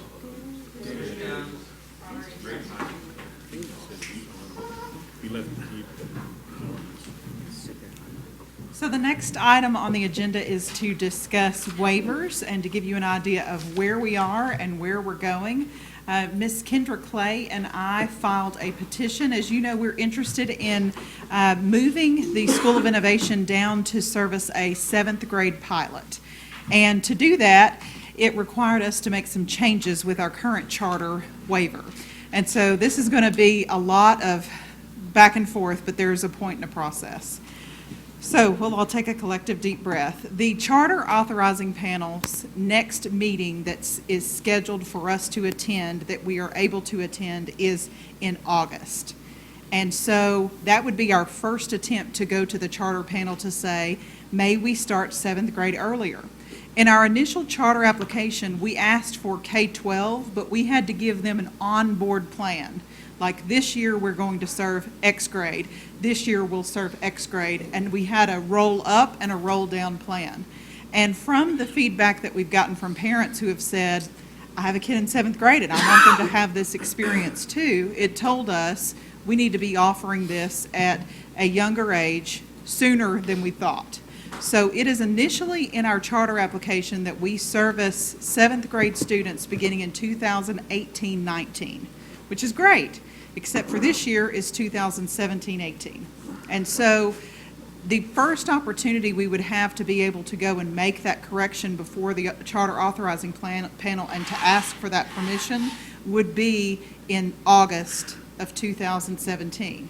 That's step one. Step two happens the following month in September when you go before the State Board of Education and ask for permission from them. So you ask for permission twice from two different parties. And one only happens in succession if the other one allows you to go forward. So it's another set that you go through. And so ultimately, we would not have final approval or know if that was a possibility for us to add 7th grade until October. And when you look at disruption of time and for students as a whole, going at that point and opening a process or a way for students to transition in 7th grade in October of this coming school year is not necessarily the best thing. So to duct tape that, or to get us some prior approval prior to the beginning of the school year, Dr. Rollins allowed us to go forward to the State Board of Education in June and ask them for a temporary approval. And our temporary approval was saying upon the approval from the parties that be, from the charter authorizing panel, we would like to move forward with implementing a pilot for 7th grade students beginning with the 17-18 school year. And that would have a sunset clause, meaning it would go away upon approval or the beginning of 2018-19, whichever comes first. So right now, we've gone through the approval process with the State Board of Education and have received that approval to allow us to begin a 7th grade pilot at the Don Tyson School of Innovation, which was great news. Our next step will be to go to the charter authorizing panel in August and seek permission to go forward officially to change the wording of what our charter says that reads from 2018-19 to read 2017-18. And it's just a series of meetings that we have to go through. So I don't know if that summarizes or is totally confusing, but that is the outlined process to get the paperwork changed, and it's a matter of paperwork. On the other end, we want to make sure that we're being totally above board in terms of making sure that the state is aware that we do have this interest from parents. They are interested in moving students into Don Tyson School of Innovation at an earlier age, and then we're trying to be responsive to that. And so they were very understanding when we went before them, and it was a unanimous vote. There was no hesitancy on their part at all. Well, let's try to, we generally understand the calendar you just talked about. Yes, sir. But there are decisions that we're making daily. We met throughout the morning today on what we might do to get ready to serve a cadre of seventh grade students at the school. Yes, sir. So to be as simple as we can, our board has authorized the reconfiguration of our charter to include sixth and seventh graders at the appropriate time, but specifically the seventh grade next year. Correct. And we're kind of working with a plan. Maybe it's 50 kids, maybe it's 100 kids, if parents want those services in the school. Yes, sir. And we have space designed for it. We're looking at program of study, we're looking at curricular adjustment, we're looking at activity programs, et cetera, that Absolutely. need to be put in place now to breathe reality into that process. Yes, sir. Now, the state board's giving you the approval for the waiver request. Yes, sir. And we understand you've got to go back through the procedures that the state has put in place for charter adjustments. Yes, sir. But we can't wait for that. I No, mean, sir. We've got to be planning now to make services available for children and families if they want the service. Yes, And sir. then it'll be a balancing act because there has to be efficiency in this process too. We can't be wasteful with it. Definitely. So we have to put together a publicity plan. Mr. Rollins and his team has got to go back and talk with families about this option. And we're prepared to do all that. Right. But I think we need to make it as simple as possible as opposed to as convoluted as possible. Correct. So we're going. I mean. As and, simple as possible. We received approval on Thursday from the Yes. State Board of Education to allow us to move forward with the pilot process. Right, there you go. And so Okay. that is happening and that is going and we're off and running in that direction. We have other components that will be required of us that we will meet and follow Sure. the letter of the law as we go through the process. But we did not have any objection. There were no reservations at all. And Ms. Clay also was in with the testimony. It went Well, I very think well. it's a great testament that the state board considered this adjustment. They understand the need for it, just like we do. Yes, sir. And again, we're just trying to serve children and families who want this experience. Yes, sir. So we're doing what? We're Being providing our responsive. families a choice Mhm. at an earlier level. And that seems to be the climate we live in these days. Definitely, definitely. So any questions that you guys have? I was curious, so at what point do you make the decision, okay, we're going to go with seventh grade? I mean, have you said, okay, by July 15th, we want to know we got 50 commitment? I mean, Those are the kind of discussions that we're involved You're in in the right middle of now. it now. Okay. From We're the living standpoint them. of deciding the degree to which this might work with the calendar that we have to work with. And prior to Thursday, keep in mind, we did not have permission to do so. Right. Because the paperwork has to be, because we'll have to do a couple of other things, modifying our LEA, modifying our assessments. It's a big domino that pushes lots of other dominoes. And we can turn quick on a dime on those things. What we've got to do now is move forward with the PR plan, move forward with the implementation, then get the feedback to say, okay, this is the number we've got. And then we can move forward from that point once we have a defined known. Megan, help us understand this. So the board, things are moving real fast. Yes, sir. And all of us might prefer that it be a little different option, but Yes, sir. we got to play the hand that's dealt us. Yes, sir. We've been processing these waiver changes with staff regarding the School of Innovation for months and months and months and months. That is not a new process. Correct. And by and large, it's my understanding that the angst that might have existed around those waivers as it applied to the School of Innovation early on have been satisfied through collaborative work with staff. Yes, I'm sir. talking about teachers and principals and so forth. Yes, sir. Now, when you expand beyond the innovative model and look for application on a broader scale, we needed time to have those kind of conversations again with the entire staff. Yes, sir. And the idea to bifurcate the request, keep the focus at this point on the School of Innovation, Yes, I sir. think is great. Yes, sir. And you met unanimous support for that.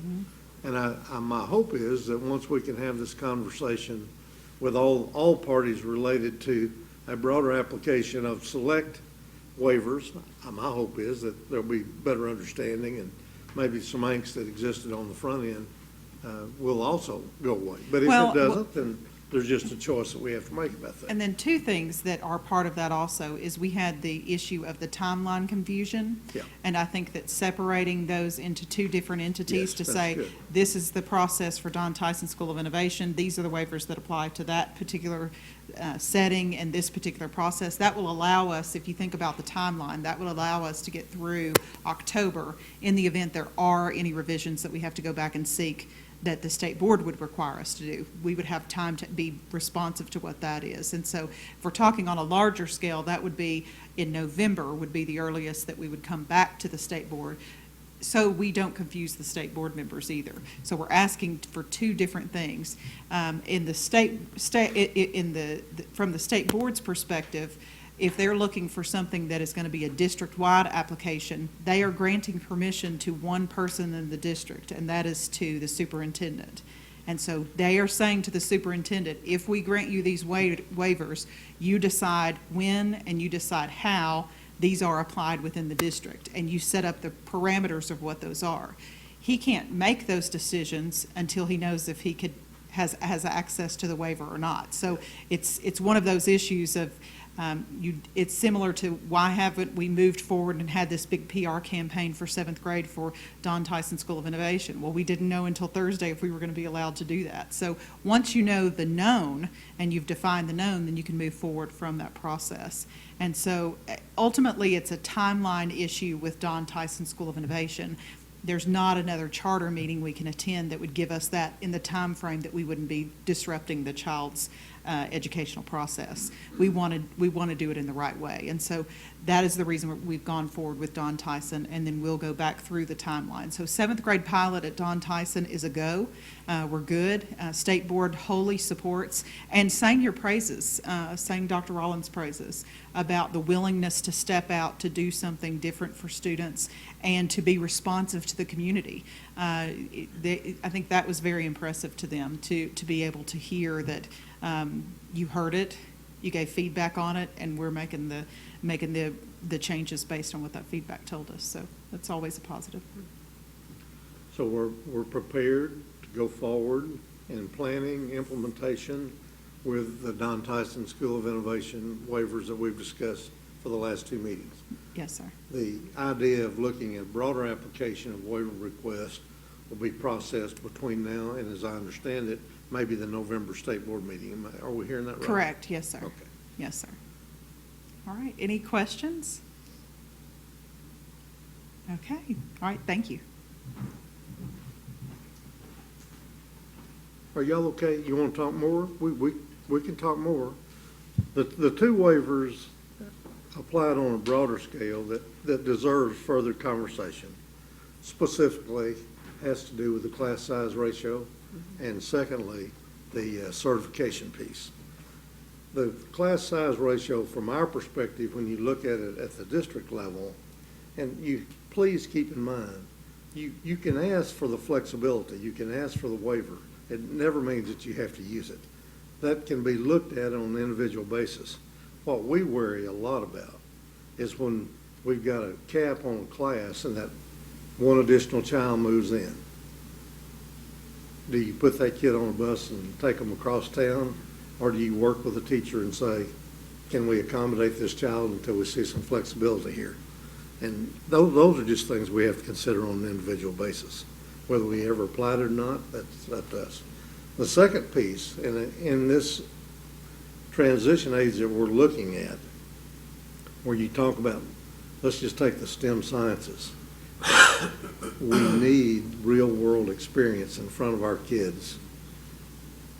Not necessarily on a whole-scale basis, but from time to time, like the Chuck Mackeys of the world, who has spent a career in engineering and design and carpentry and hands-on work. You don't get a shot at people like that every day. And if you have a shot, you don't want to miss it because they may not have the full teaching credential. And that's not a new experience. It's happening all over the world. So, well, we need to work on it, talk about it, and perhaps take different positions on it. I got all that. That's part of the process. But we need to consider the option. And so my thought is we take the time between now and that November board meeting, we meet with the interested parties, we see if we can reach common agreement, and then let's see where that takes us. I think it's worth the effort myself. Y'all understand kind of what we're looking at and what we're thinking? Okay. All right. The only thing I would say on the, on the teacher licensure part of it, a guy like Mr. Cook that was here tonight, and granted, I know he's not a teacher, but there's some things that I can understand that they could bring to a classroom. I can also understand, licensed teachers in the classroom and trying to figure out where is that balance of, because maybe I could bring some things to a classroom, not as good as a classroom teacher could, but Sure.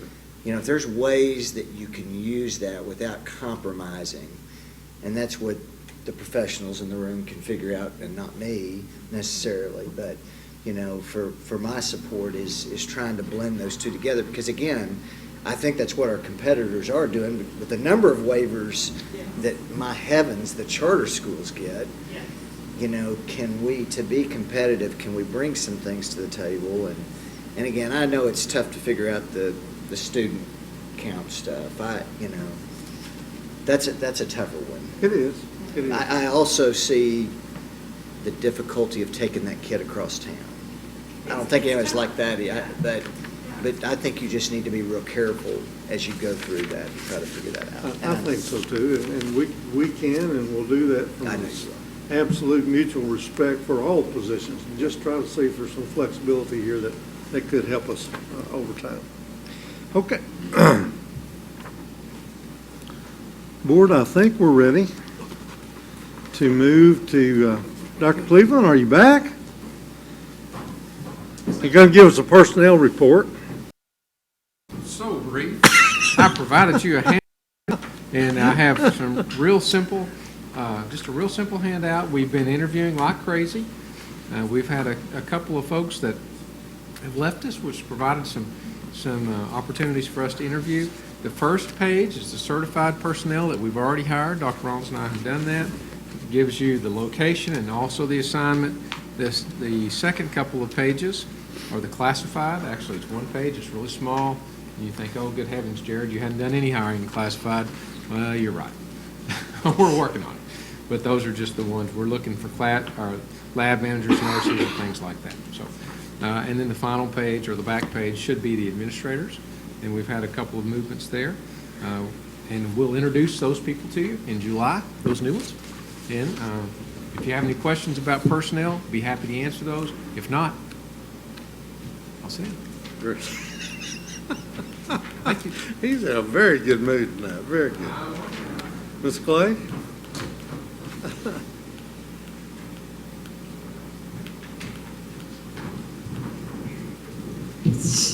Good evening. I have several items to talk to you about tonight, so we'll just get started and go right down the list. The first one is item A under my section, seeking approval for 2 out-of-district transfers. It's actually 3 students. It's a set of siblings, all to transfer from Springdale to Fayetteville. A little backstory, all 3 of these students have been in Fayetteville for their entire academic careers, and through various circumstances found themselves now living in the Springdale School District and would like to continue attending school in Fayetteville. So I'll be happy to answer any questions. Otherwise, I'd ask that you would approve these out-of-district transfers. I move that we approve these out-of-district transfers on page 119. All right, we have a motion by Ms. McPetridge and a second by Mrs. Cook to approve the out-of-district transfers. Is there any further discussion about that? If not, all those in favor, please say aye. Aye. Any opposed? Okay. The second item is more for information purposes. I'm sure you've seen various news stories recently about President Trump's proposed budget. 2 areas of that budget are not cause for concern at this point, but something to watch is how I would phrase it. And I say that because, as you know, the president's budget is an outline. It's ultimately up to Congress to pass that budget and what Congress typically passes looks somewhat different than what is proposed. But two pieces of the proposed budget to watch are, the first is Medicaid cuts. The proposed budget proposes $800 billion in Medicaid cuts.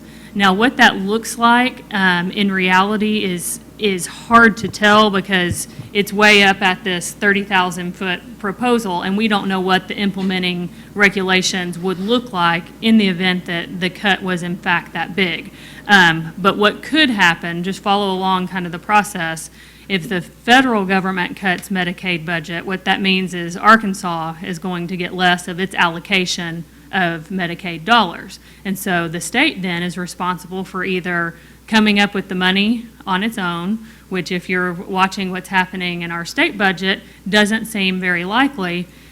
So if the money's not there, what happens? Services get cut, and people eligible for those services get cut. In our school settings, we obviously have students that are Medicaid eligible, and so it would affect them directly. But directly in our school services, a lot of our therapy services are Medicaid reimbursed. And so it could trickle down to the district not being able to be reimbursed as we are now for some of those services. Again, it's too abstract at this point to put a dollar amount on, but I would just encourage you to watch. It's hard not to see news coverage of it, but just to be aware of what a cut that big, how it could potentially trickle down to our schools. The second piece is cuts to the education budget. I just want to let you know what has been proposed. $9.2 billion cuts are proposed to federal education budget. Two particular areas that are proposed to be cut: the 21st Century Community Learning Program provides money for after-school programs, and also Title II, which provides money for teacher effectiveness training. Those two programs have been cut completely in the proposed budget. Interestingly enough, several areas have seen budgetary increases, and those two areas are vouchers and charter schools. There's a proposed $250 million increase in programs that support choice. And when I say choice, in this case, I mean vouchers, and then $167 million in grant funding that would go towards states that support charter schools. So while we're seeing cuts in some areas, other areas are looking at significant increases. So definitely something to watch.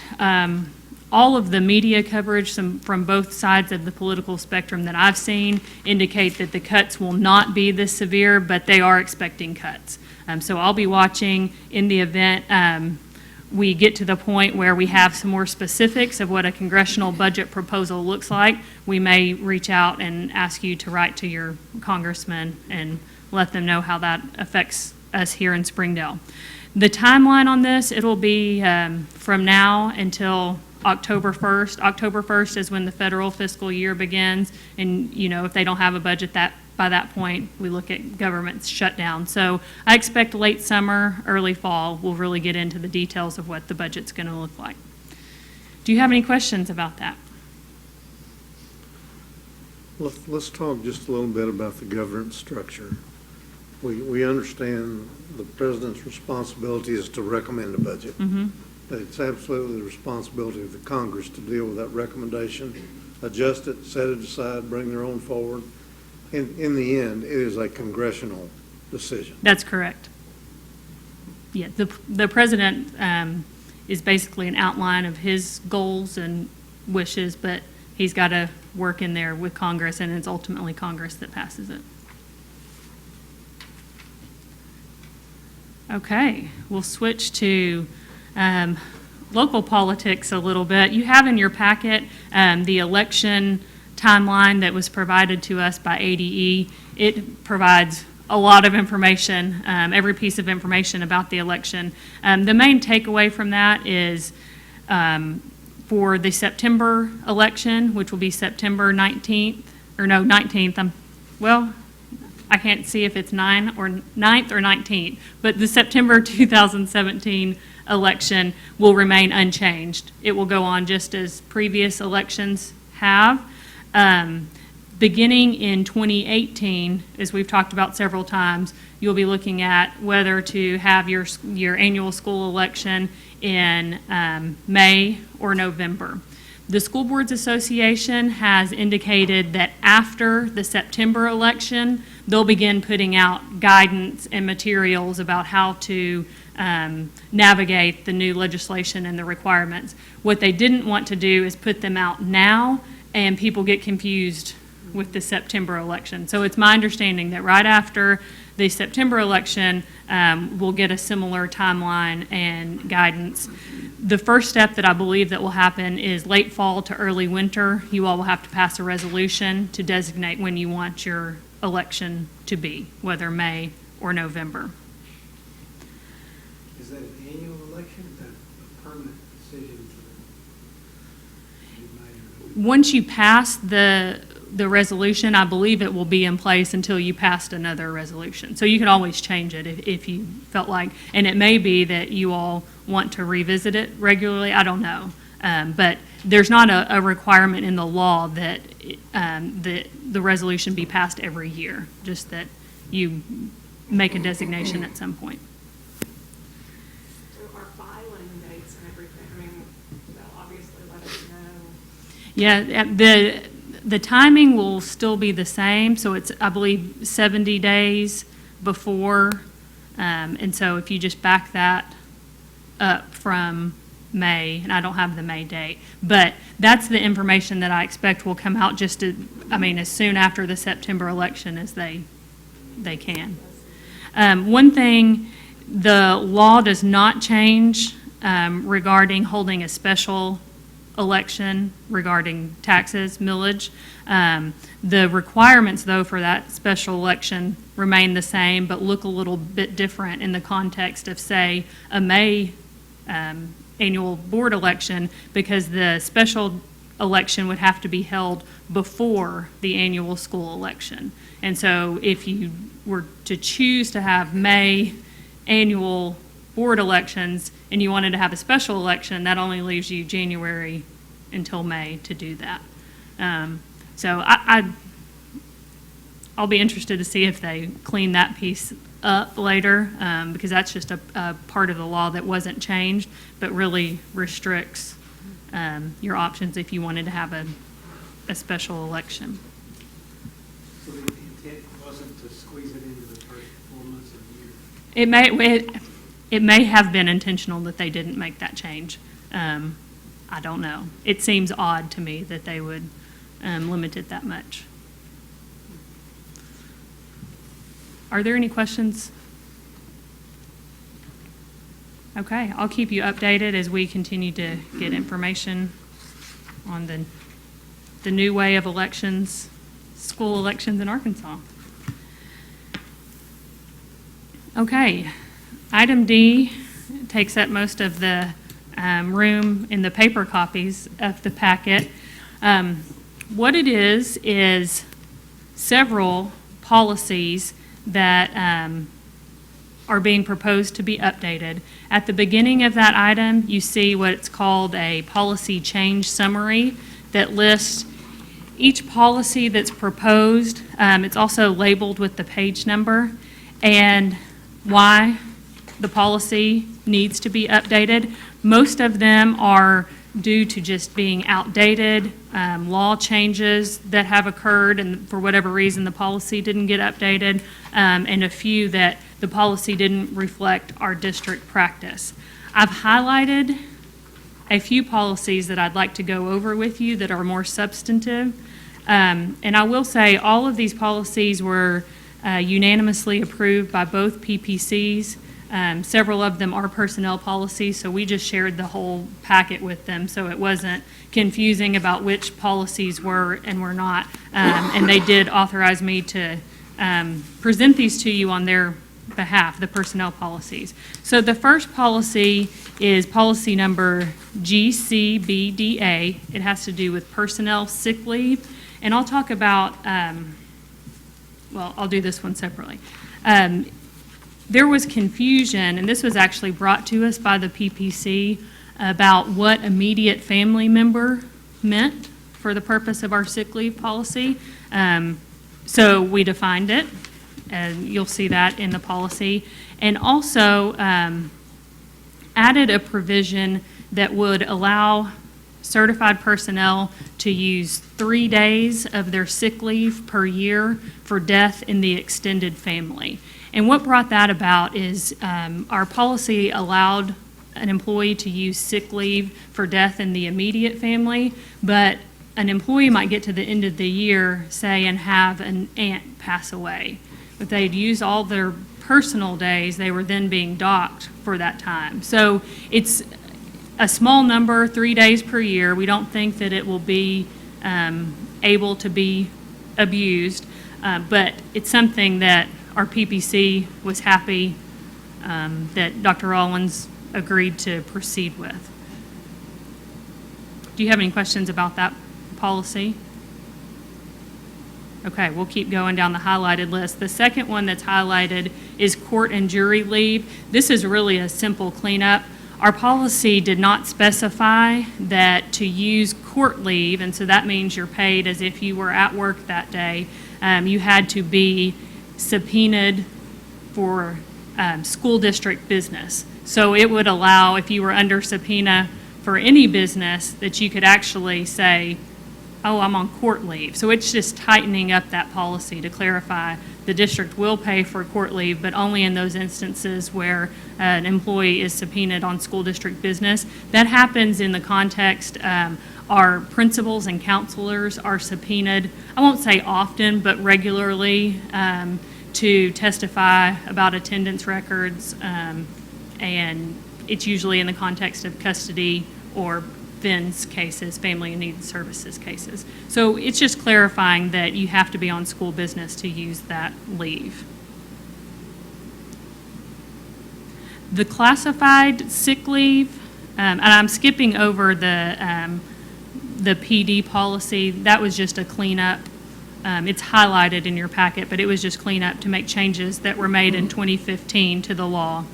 But the classified sick leave made the same changes as we just talked about for certified sick leave regarding defining immediate family members and allowing 3 days of sick leave to be used for death in the extended family.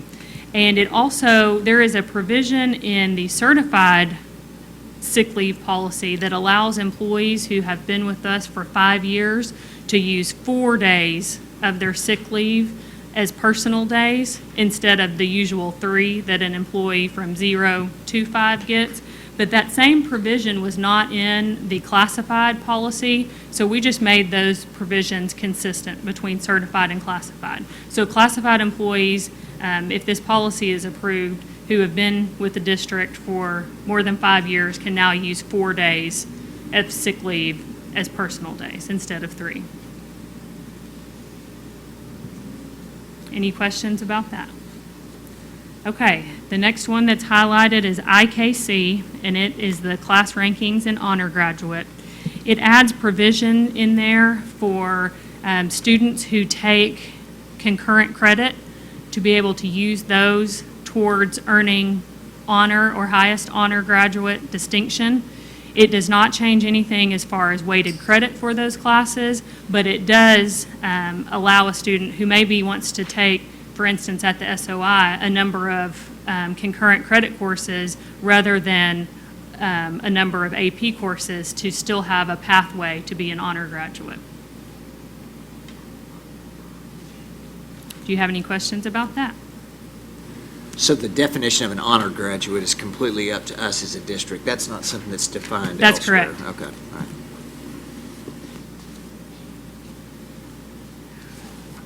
right. Okay. Policy JEA is elementary and middle school attendance.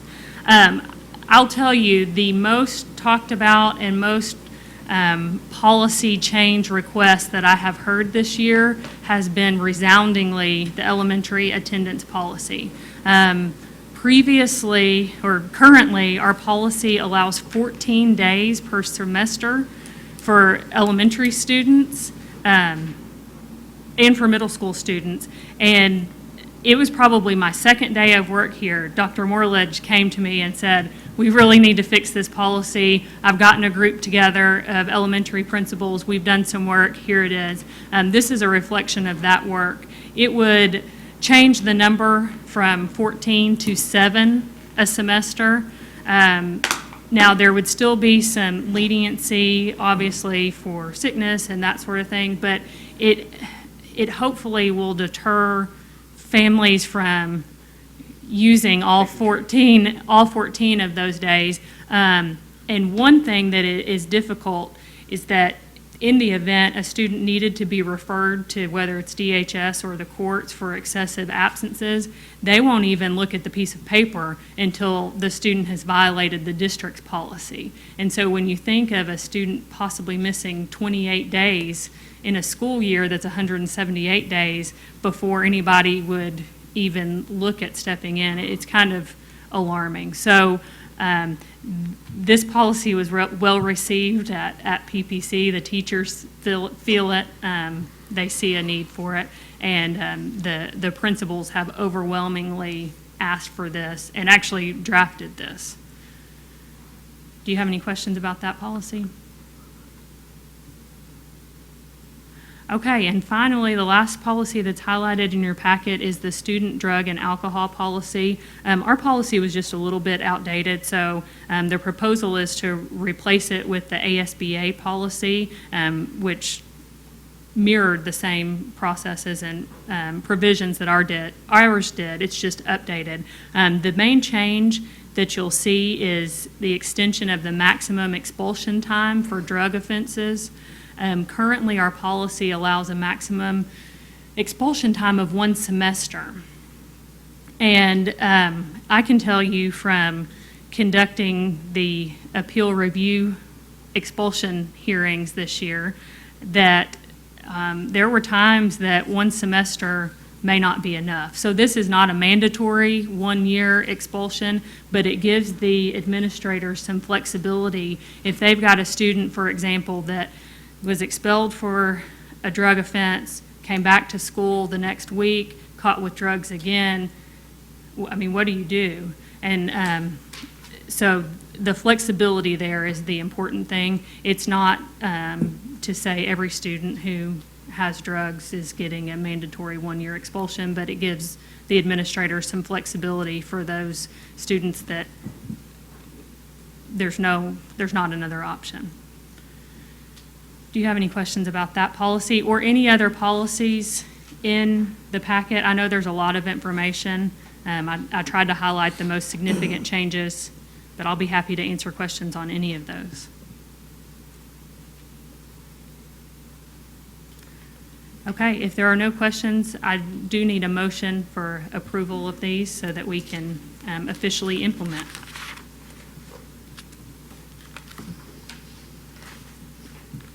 Make a motion that we approve all policy updates. I'll second. All right, we have a motion by Mrs. Cook and a second by Mr. Luttrell to approve the policy changes as we've discussed. Is there any further discussion? If not, all those in favor, please say aye. Aye. Any opposed? All right. Okay, and my last item for you is a report on the number of school choice transfers in and out of the district this year. As you know, there's a May 1st deadline for school choice applications. It takes a few weeks after the May 1st deadline for all of the districts to compare notes and say who's coming and going from each district. But the totals for 2017, so that will be for the next school year, are 64 students leaving Springdale and 47 students entering Springdale. Do you have any questions about that? How maybe does that compare to past years? Do you know? I know this, you've just been here a year, but Mr. Hayes tells me that when he reported on school choice transfers, the numbers were always very equal. Okay. How many years have we had school choice now?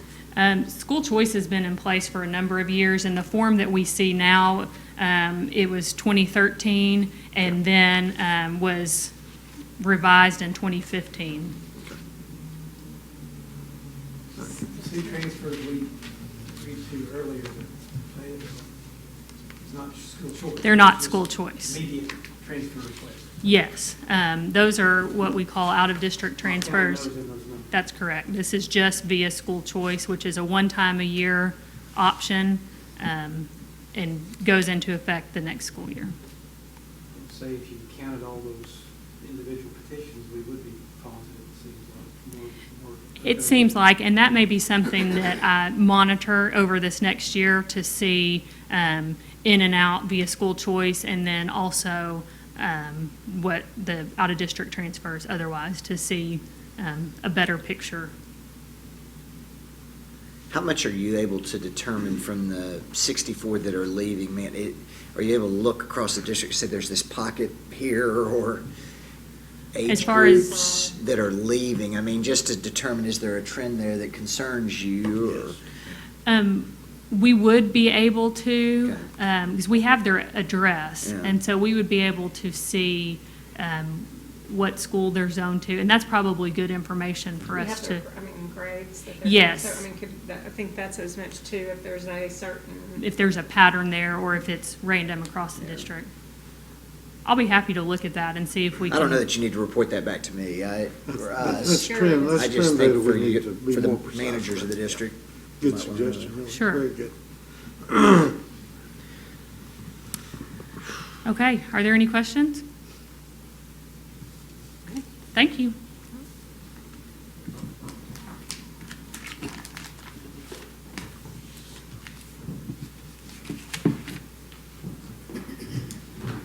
And Board, I would just like to follow up on the school choice and let you know that we're never provided a reason for why someone wants to come in or to leave.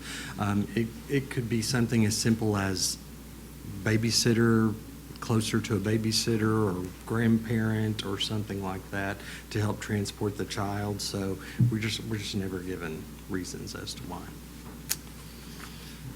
Okay. Board, this evening I have several items for your review. The first one is our monthly building projects update. It has not changed since last month. So we're basically just waiting on final payouts for both Childers Nap and Don Tyson. I have now received the first payout on the Springdale Athletic, but it will be in June. So you'll see it starting next month. The next item that I have for you, Board, as you're aware, our child nutrition program,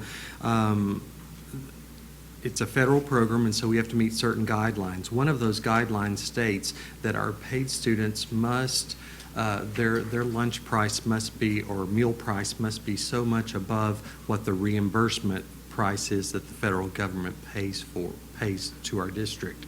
So in response to that, we have to have a weighted average increase across all meals of 10 cents. And so you can see that the meal price that is proposed for next school year is listed there, and the meal increases or the cost for next year will equate to a weighted average increase of 10 cents.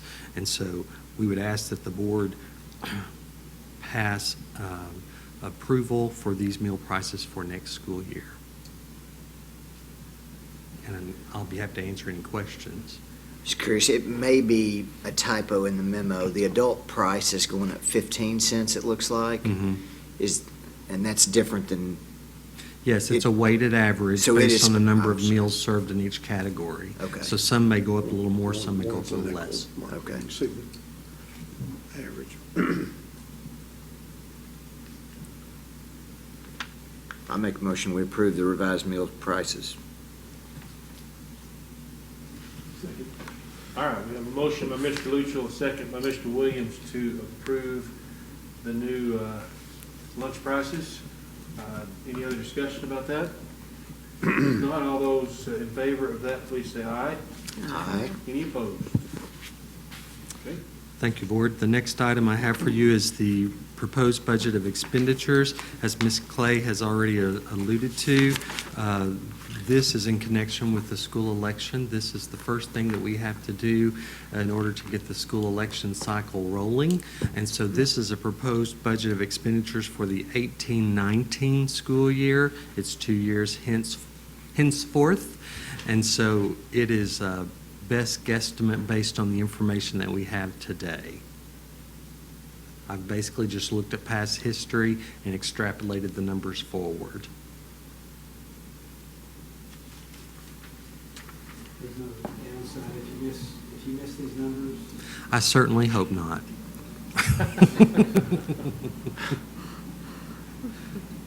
We need action on that item too. Is that Yes, correct? please. Okay. Not that I'm aware of, Mr. Williams. I would make a motion to approve the proposed budget of expenditures.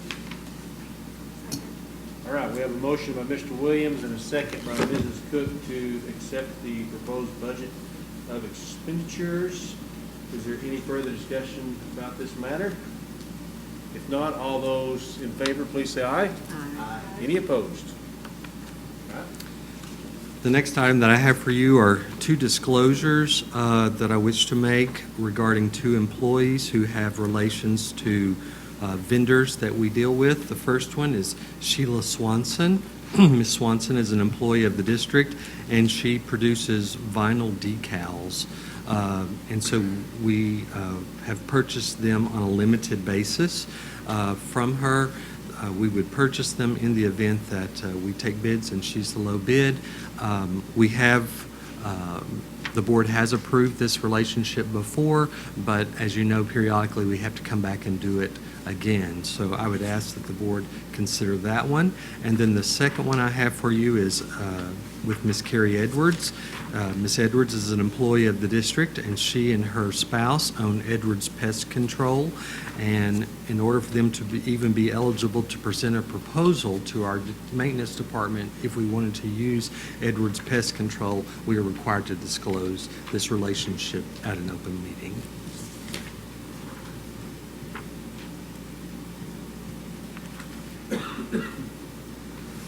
Make a motion that we approve the disclosure forms, both Sheila Swanson and Terry Edwards as presented. All right, we have a motion by Mrs. Cook and a second by Mr. Williams to approve the two disclosure forms that have been submitted. Is there any further discussion about this? If not, all those, Oh, goodness, I'm sorry.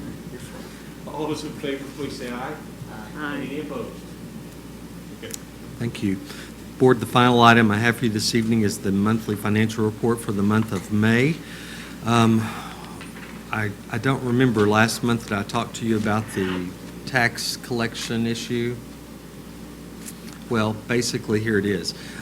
You know, the tax statements go out in the spring, right? The mortgage companies have so many days in which for taxpayers who are, homeowners who have their taxes escrowed in their payment.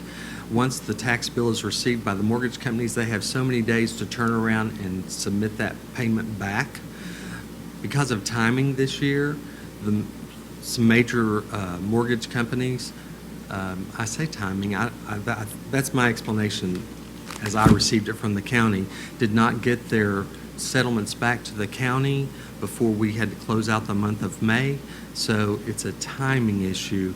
The payments are coming in, and so but we will receive them in June. And sure enough, we've already received a much larger tax settlement this month than we did in June last year. So it will make up for it. So when you look at the revenue page, you'll see at the bottom there, we're slightly behind where we were this time last year, and it's just a timing issue. In the month of June, it will correct itself. Be happy to answer any other questions you might have.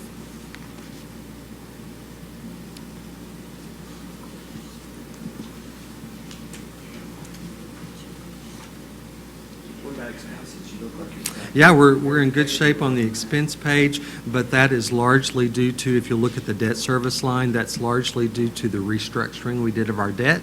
And you can see we budgeted for a little over 11 million, but we've only spent 5.7. That difference, the savings, will then be transferred to the building fund to be used for building projects, future building projects. I move that we approve the financials as presented. I'll second. All right, we have a motion by Mrs. McFetrich and a second by Mr. Luttrell to approve the financials as presented. Is there any discussion about any of this? If not, all those in favor, please say aye. Aye. Any opposed? Thank you. All right, Mr. President, could I have just a moment to talk with you about calendar? go for it. I had sent the board a letter recently pertaining to the American Association of School Administrators Legislative Conference that's held in Washington the second week in December. As you know, I've been a part of that conversation now for the last 3+ years. And I had asked that we move the July board meeting back 1 week. And as I look at my calendar, that would move the meeting from July 11th to July 18th. I know how busy your summer schedules are. I realize I may be causing a conflict, but I feel like I need to be a part of that conference. Are y'all okay with that?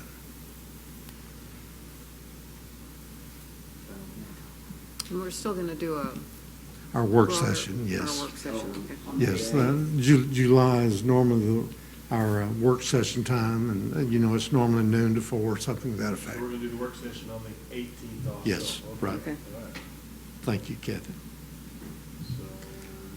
Could we, maybe it's just me, but I've missed the last couple of work sessions being on my schedule, Okay. so You want us to send you a memo to that effect, or a written reminder?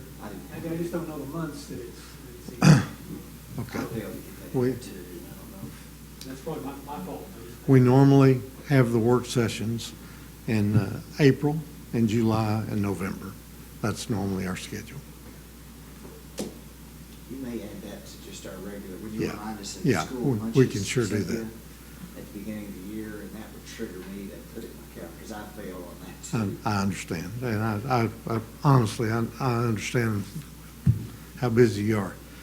Let me, I don't want this to be a problem, and it was my intent not to respond to the invitation, but I've got to tell you, when Dr. Bridgeforth spoke this evening, it kind of stirred my emotion a little bit. The National Family Literacy Program is in October. And this year, I believe it's, where is it, girls? Is it in Phoenix or, anyway? Arizona. Phoenix, Arizona, I believe. I don't know if you're open to me. You heard her say that I had been invited as one of 5 superintendents nationwide to be on a panel out there.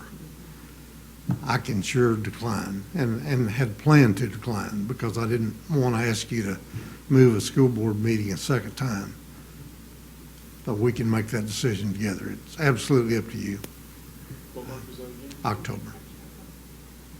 We'd go from the 10th to the 17th. If you look at, if we chose to participate in that, we would move it from, yes, Michelle, the 10th to the 17th. Is that what you're seeing? Yeah. Fine with me, I just need to go ahead and change it right now and go ahead and get it. Well, it would at least allow you to plan for it. If y'all are okay with moving that a week later in October, I'll accept that invitation then.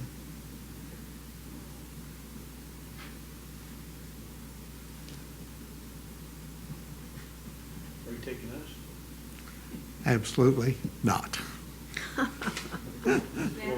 Kelly, You can sit down now, then. you You wouldn't believe what Kelly puts us through. What a slave driver he is. Thank you, Board. Thank you. All right, you're up.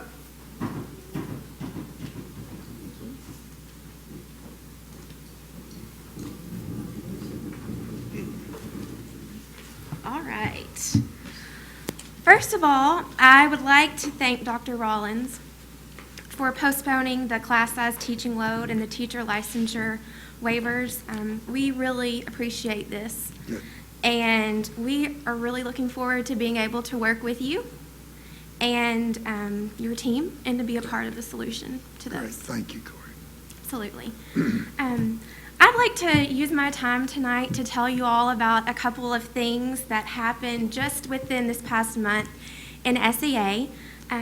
First of all, Christy Smith, who is a teacher at Hellstern, was selected as one of 6 teachers in Arkansas to attend the I Can Do It training, which is a classroom management and cultural diversity training that's held in Atlanta and provided by the National Education Association. Her going to that training will be very beneficial for all of us, especially for our district, as we know is incredibly cultural diverse. And she'll be able to train us, and then we can share that with other teachers. And this is a really good thing because we have found that most of our teachers who need support, it's in the area of classroom management. So we're anxious to have her work with us and train us on those things that she learned. Another thing that has happened is that last weekend, 3 of us, Loretta Menzel from Bayari, Dawn Graham for HAR-BER, and me, went to Hot Springs to the AEA Leadership Conference. Loretta and Chris actually did a training, a breakout session during that conference on how to become a leader in your building and to support teachers in your building. Teachers from all over the state attended their workshop, and I got to sit in for a few minutes. They did a great job, and Springdale was represented very well in that breakout session.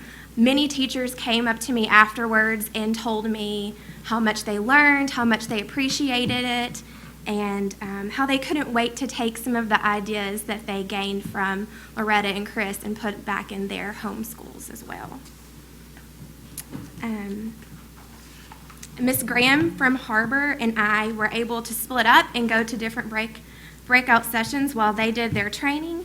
And she went to one on technology, how to use new technology in your classroom, and she learned lots of different techniques and some new apps that she's looking forward to sharing with us and training us on as well. And I was able to go to a training on ESSA, which was provided by the NEA. It was really interesting, and I'm excited to be able to share that information that I learned with our members, and I look forward to having more conversations about ESSA. Tomorrow, we'll be meeting with our teachers to brainstorm solutions for the balanced transfers to share with Dr. Rollins and his team.